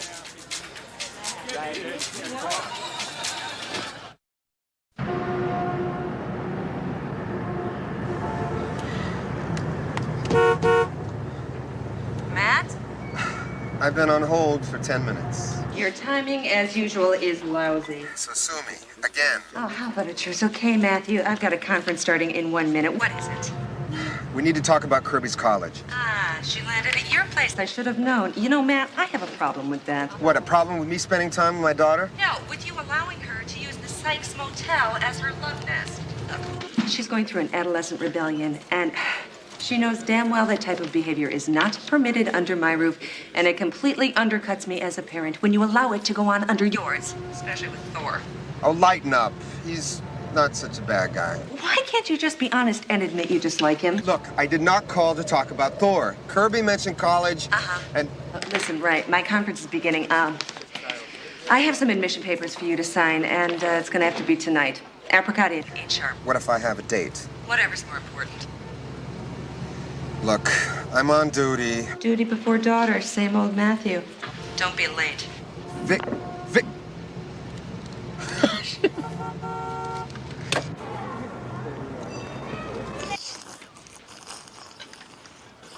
Honey, I'm home. Don't do that to me. I thought you were Jet. They find him yet? No, sit down. Where have you been? I went home. Your son-in-law, Thor, said you left over 3 hours ago. He's not my son-in-law. Well, he said he was. And you said 1 hour, Matthew, not 4. I heard what you said. Shut up and eat your muskrat. It's sloth.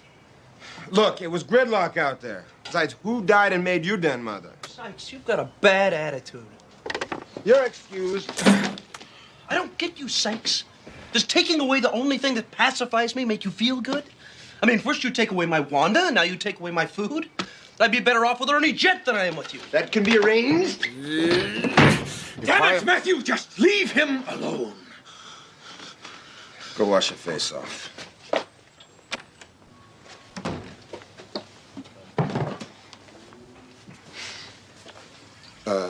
George? You don't understand. You have never been locked away from someone you cared about. You would be frustrated, too. I am, with you. On the ship, they kept us locked up. We weren't allowed to be parents. And now that we have to be parents, we don't know how to be parents. And the answers are not in this Mr. Spock book. It's Dr. Spock. Mr. Spock's one of you guys. Well, he still knows nothing about being parents. Whoa, George, I must miss the turnoff. Parents were not his parents. I am not talking about him. I am talking about us. Newcomers. I am talking about the fact that we were on that ship locked away for 2 generations. I am talking about mothers and fathers being separated from their kids when they were only 10 years old. We were never allowed to be with our teenagers. We were never allowed to be there. And it is the same damn thing now. Oh, George. George, what happened? Buck got into another fight at school. Susan is there, but once again, I am not. I am never there for Buck. I wasn't even there when he was born. Matt, how was it seeing your daughter's birth? It was nice. No big deal. You know, they put you in a gown, and afterwards they hand out silly cigars. George, just go. Go? No, regulations. Forget regulations. This is family. Look, you covered for me, I'll cover for you. Go. Be a dad. It's a wonderful experience. Will you please tell us, Buck? There must have been something that provoked this. Does it have to do with that gang you associate with? You don't want to be an informant, is that it? Naturally, I'm aware of Buck's history with the authorities. I have to tell you, an incident like this could prevent him from continuing in the special detention program. Buck's a bright boy. He has a future. That's why I have decided to turn matters over to you instead of the law. Next time, I won't have that choice. Susan, I am failing as a parent. George, we're still learning how to be parents. I have been searching for answers everywhere, from books, from other parents, from television. You mean those talk shows? Well, I was watching a dramatic show. It's what they call a Western. There was this widower named Ben who was trying to raise his 3 sons. And the youngest, I think his name was Little Joe, had been in a fight at a saloon over a horse. And what did this man Ben do? Well, he was wonderful with his son. He remained calm, and he took the time to talk with Little Joe, to try and understand him.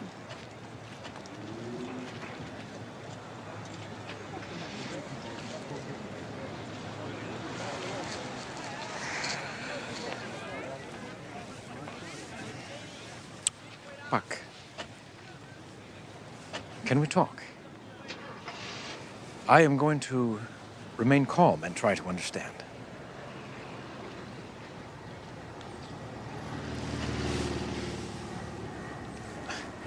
Look, this isn't easy for me.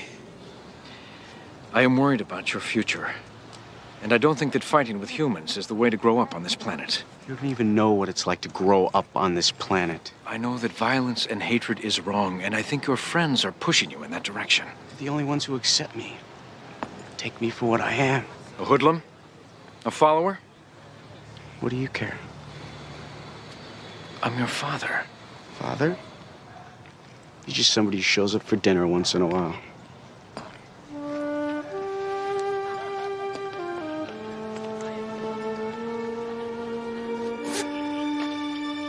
If I can't hump, I'll exercise.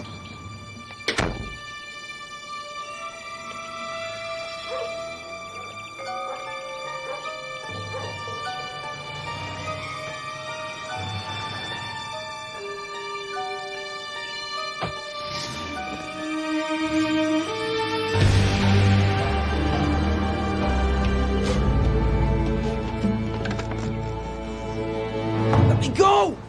Let me go! It's not fair! If you get to go have a wonderful time with your ex, and I should get my 15 with Wanda! Wonderful time, right. Now get back in here!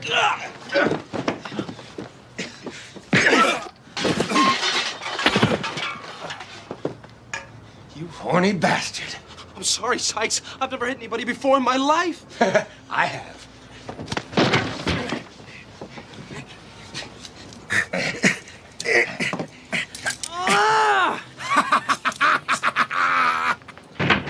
George, Buster's been a bad boy, but he's promised to be good. I hate to run out on you again, but I gotta meet with the ex about Kirby. Everything okay back at the ranch? Yes, everything is, yes. Thank you for your concern. Yes. You sure? Yes, yes. Go. You're going to be late. Oh, if only there was something to dull the pain. You got any Barry White tapes?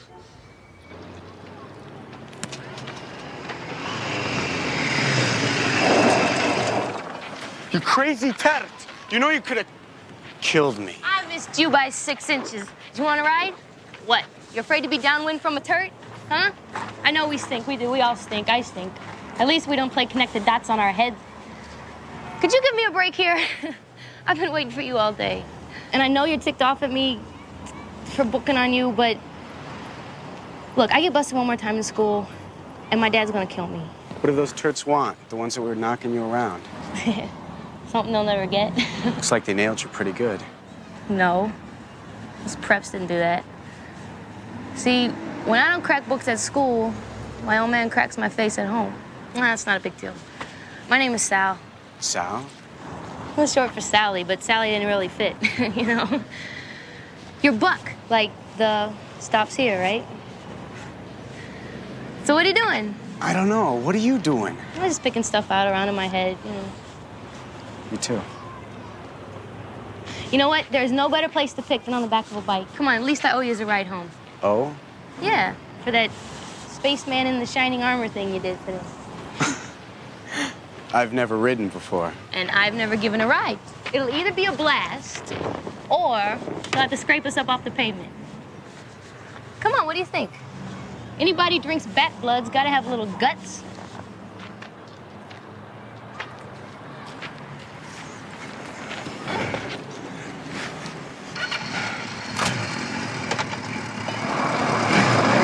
Looked across at it. Right. Excuse me, monsieur. Not really just. You have reservations? Pal, you have no idea. We require a jacket here.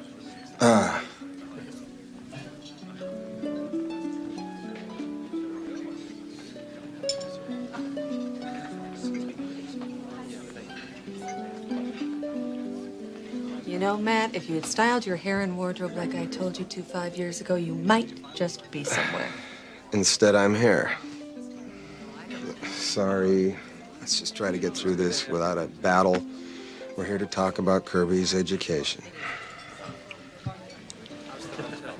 That is still your brand, I hope? You remembered. Need your signature on these. Kirby's college admission papers. Loyola. It's a fine school. It's also an expensive school. You didn't even ask me. I didn't think you'd have an opinion. And Kirby? Well, let's just say she knows which side of the bread her butter is on. So it's all sudden. What? Don't I have anything to say about this? I assumed you'd be too busy. You assume? Oh, suddenly Dick Tracy cares about something besides mugshots? You never wanted to be involved before. I have always wanted to be involved. Oh, come on, Matt. You weren't even there when she was born. I was on force duty. I had no choice. Even when you were off duty, you were on duty. I raised her. Oh, no. You owned her. You were her travel agent. And what a coincidence. I finally get some time off, and you're sweeping her off to Switzerland or Sri Lanka or God knows where else. Look, detective, just because you're feeling guilty now, don't make me feel I was wrong to give her the best just because I could afford to. At least I was there. You made it so I couldn't be there as much as I wanted. What the hell am I doing here? You're here to sign these forms. Great. Great. My secretary didn't give me all of them. Where can I have them messengered? I'm on a witness protection duty. We're at a safe house. Same old Matt, always hiding out. It's police business. You know, you could never understand that. I understood what it was like being married to a cop who was married to his job. Vic, I can't give you the address. I'm sorry I asked. I thought you might want to be there.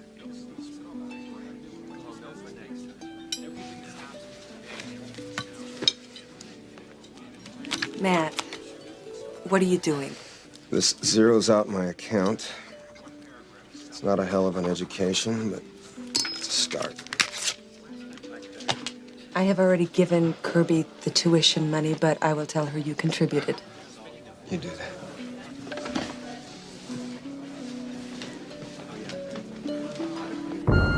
Jet, damn it, I'm warning you, Jet.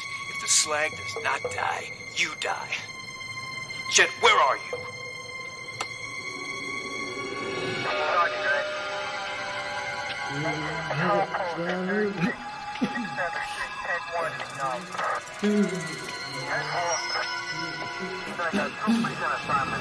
Excuse me, officer. I got something for you.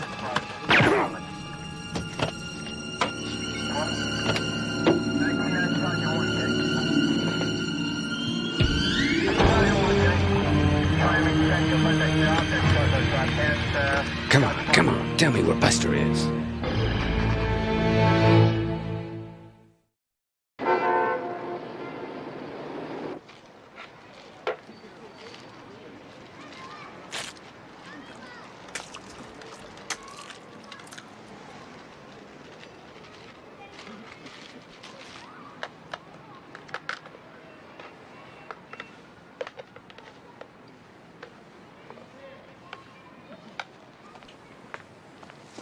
Breakfast of Champions.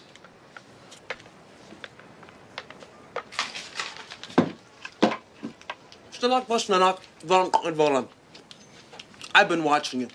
And you know what I see? I see a man who's in need of a vacation. A special vacation. A family vacation.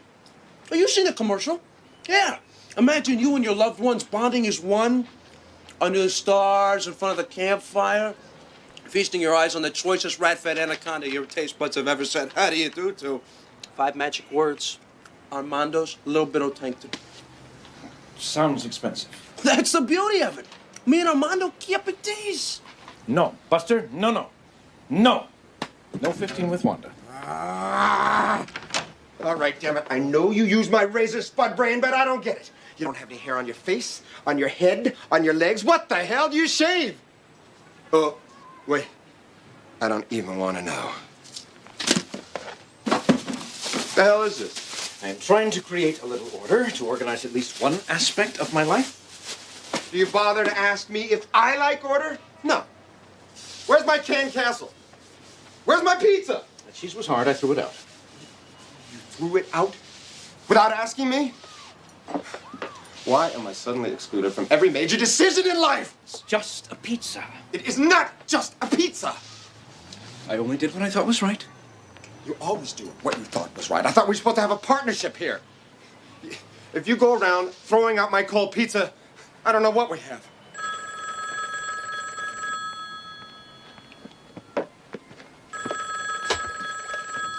Sykes. Got it. Is there a problem? My daughter. She called the station. Kirby? First off, Matt, it wasn't Thor's fault. I can tell you that. Did you know that your insurance just expired? Insurance? What wasn't Thor's fault? Look, don't have a coronary. I mean, the car's barely even hurt. The Corello? You wrecked the Corello? Well, it's not wrecked. It's just a couple of wheel things. I can't believe they put a curb in the middle of Sunset. I mean, why would they do that? Sunset? Loyola's cross town. What happened to the college stuff? We just blew it off today. Blew it off? That was the only reason I let you take the Corello. You know, Matt, here I am in the middle of a personal crisis, and all that you can think about is your car. You know, you haven't even asked if Thor and I are all right. Which we are, by the way. Honey, what crisis? Well, do you remember when you always used to tell me to have fun today, because tomorrow they may drop the bomb? What I said was, live each day like they're gonna drop the bomb tomorrow. Well, it's the same thing, and I believe it too. And see, Thor and I have been talking, and I'm just so sick and tired of everybody making decisions for me. I can't stand all this pressure. Pressure? Honey, what? Mom's been telling me for years and years how you screwed up college and how badly you want me to go. I didn't say that. I don't want you to go to college. I just want you to be happy, damn it. Honey, are you all right? Curb? Yeah. Well, thanks, Matt. I gotta go. Thor just flagged us down a ride. I knew you'd understand. Bye. Understand what? Kirby? Kirby? I know a guy does spectacular bodywork on Corellos. You wouldn't believe it. All it'll cost you.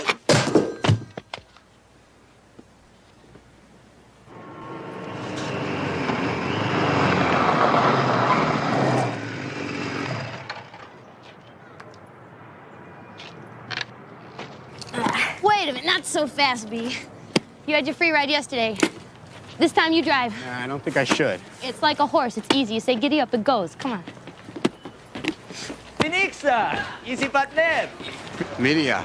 Ti treje ta spacciasse torpare. Stelak, perapseba. I viertot. Kak? I flet ash? Do all these grunts mean something, or is it just the goat guts backing up in your bellies? I say we kick some ass and start with her. Not today. Then when, Buck? Hey, forget this, Turt. We got bigger opportunities down at the wharf. Let's go. No. What? Is Turt rotting your mind, Finixa? Maybe you don't want to hang with us anymore. Maybe you're just selling out to the humans like your old man. Hey, you're either one of us or you're not. And you know what leaving means. You make up your mind, Finixa, and then you meet us back here at 3 today. Okay? Let's go.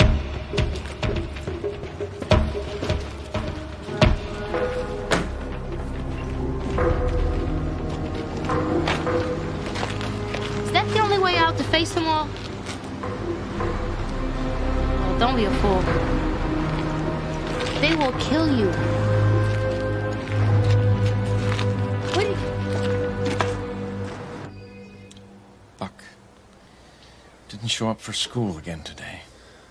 Well, don't worry, George. We deposit this psycho at the courthouse this afternoon, and we're out of here. Sykes. Yeah, Matt, Okay.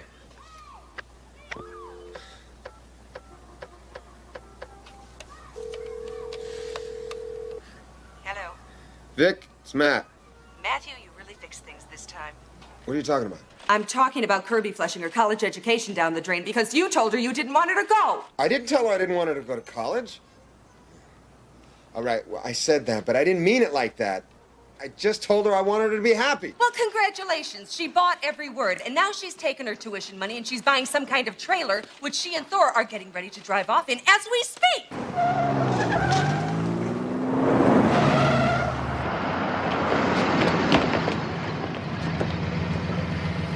Matt, isn't this great?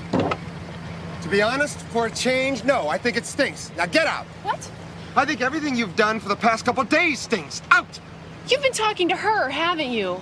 What happened to the father who was a friend? A friend that you never came to see. Kirby, get in the car. We're going home. Whether you like it or not, this is home. Matt, will you tell her it's all right? What? That you crash in my apartment? That you lie to get my car and then bang it up? That you take your college tuition money and buy this cheap hotel on wheels with a nutball named Thor? No! I don't think it's okay! And don't call me Matt! Hey, come on, let's roll. What has gotten into you? What happened to the cool guy? The cool guy? The cool guy has been a real chump. Instead of a father, you've got a yes man. The cool guy has never said no, until now. You can't stop me. Hell, I can't. I can't believe you're doing this. Let go of me! I should have known you'd screw this up. Just forget it. Kirby, get in the car! No, Victoria, you forget it. This is between me and my daughter. Take your sound bites and your image quotients, and you get in the car!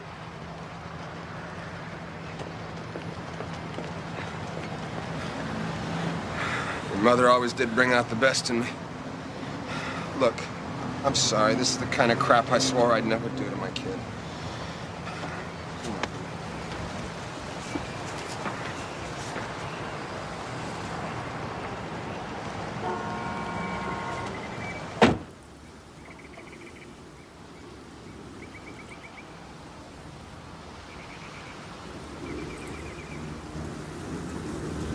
When you were young, when I was around, used to go to the park, and we pretend these benches are sailing ships, remember? I was the captain, and you were the first mate, and we'd sail the 7 seas together. Some captain. What are you saying? I don't know. Yes, I do. I was this rookie cop, married to his high school sweetheart. Suddenly there's a mortgage and a baby, and then one day the locks had changed.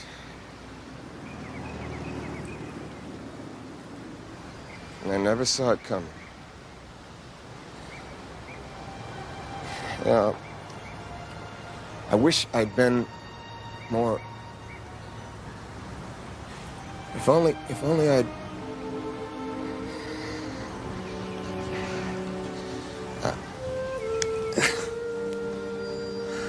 I just can't cram 18 years into 5 minutes. I'm sorry.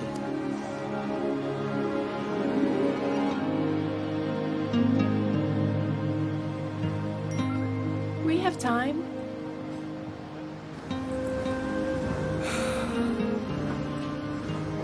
Look, honey, whatever you decide to do, it's fine with me. As your father, I think RVs and no college is a mistake, and I don't want you to go. But as your friend, I want you to live your own life and do what you think is right. It's your call.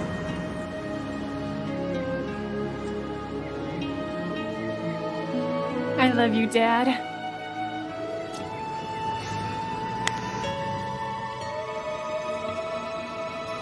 What happened to Matt? You know who you are.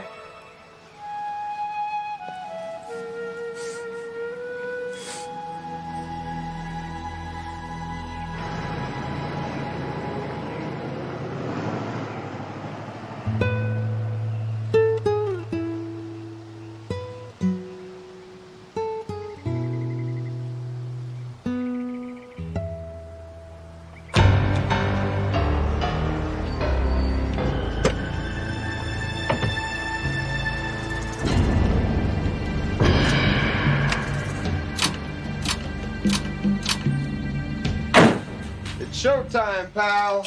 Grand jury waits.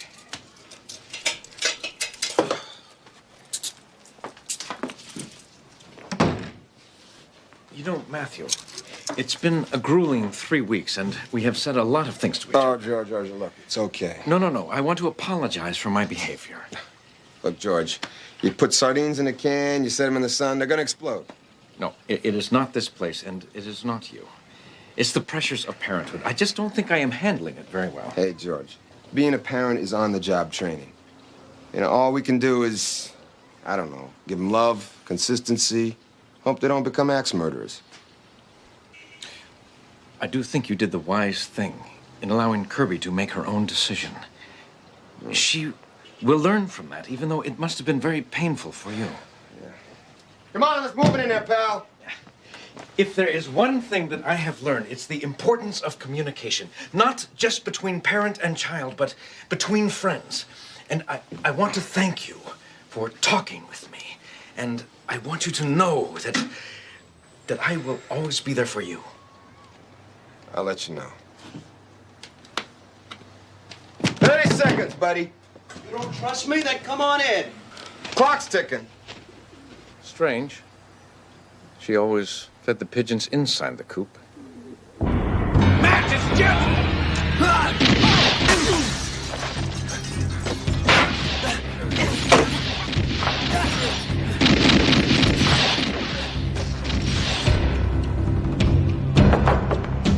You ready?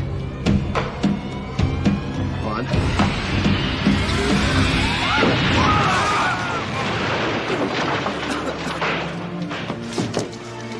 That really pisses me off.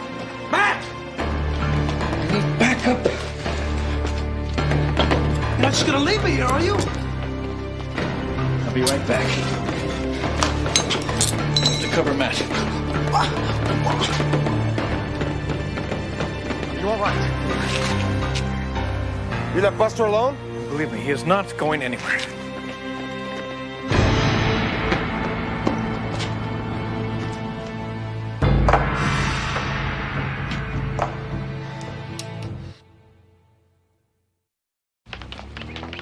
Miss Bendesky, police officers? Buster is in danger. Where's Loverboy? Well, I don't know. I haven't seen him. Oh, yeah. You and the campfire girls just doing an overnighter? No, I was gonna go see my aunt. Your aunt. She must be a fun gal. Now, where is he? You must be sick. Buster told me you were crazy. Yeah, I am crazy. Now, where is... Matt! Buster said. What? Hey, that's a wedding present. Is it tapped? Yes. Did he tell you where to meet him? Damn it, woman. The man who bugged your phone is trying to kill Buster. Now, where is he?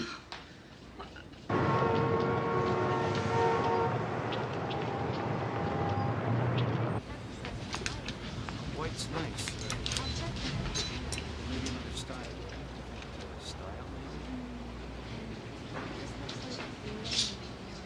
All right. Listen, if you look in the back room, definitely will look at the white one. What I'd like you to do is put a real nice gift. Come on, Wanda, where are you?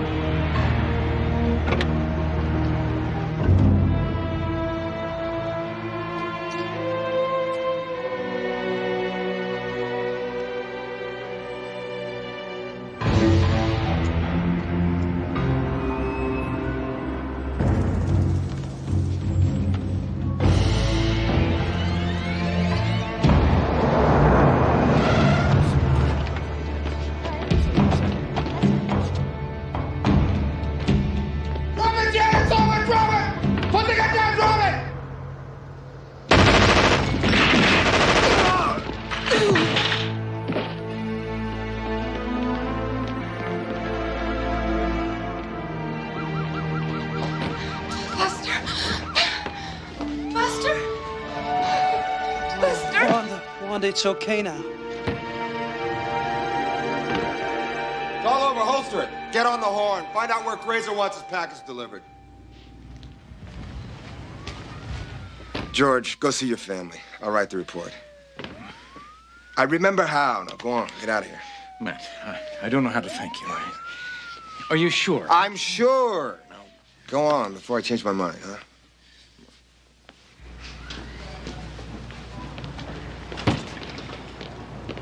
Wanda, this is Detective Sykes. Where's Matt? Orders from Captain Graysher. The subject's to be brought to the courthouse immediately. He'll be ready in 15 minutes.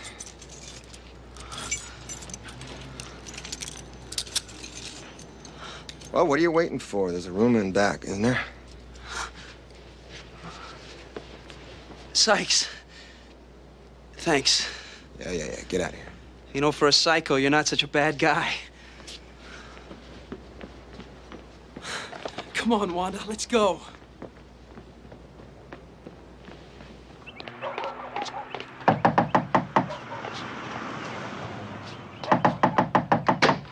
Mrs. Francisco? Yes? I'm Sal. I'm a friend of Buck's. Is he here? No, I'm afraid you missed him. Look, he got in trouble defending me at school the other day. He's defending you? Yes. I don't have time to explain all of this, all right? He's in trouble with his gang, and we gotta go.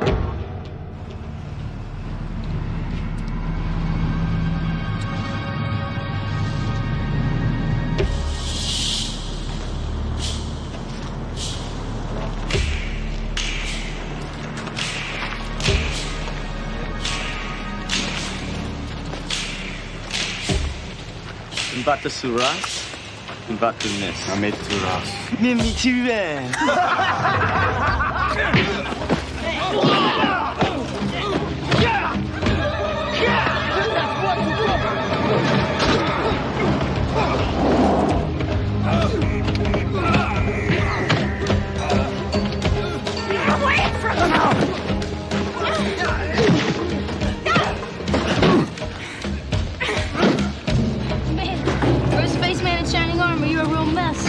You okay?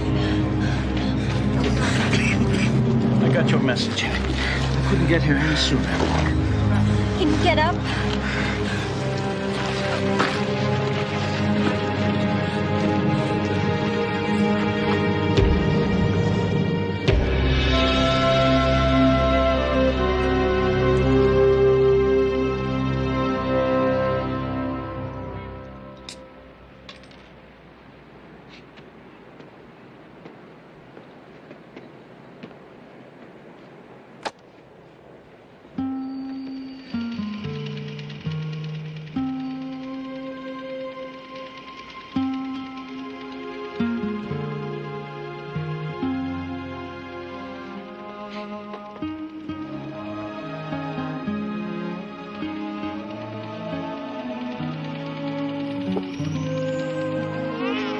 Matt, it's a girl.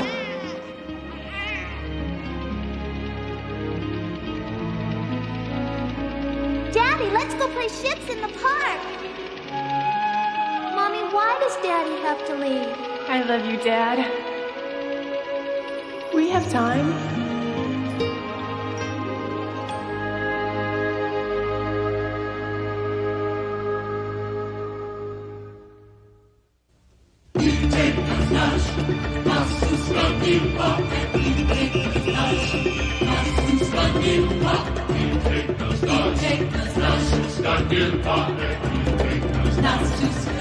Nas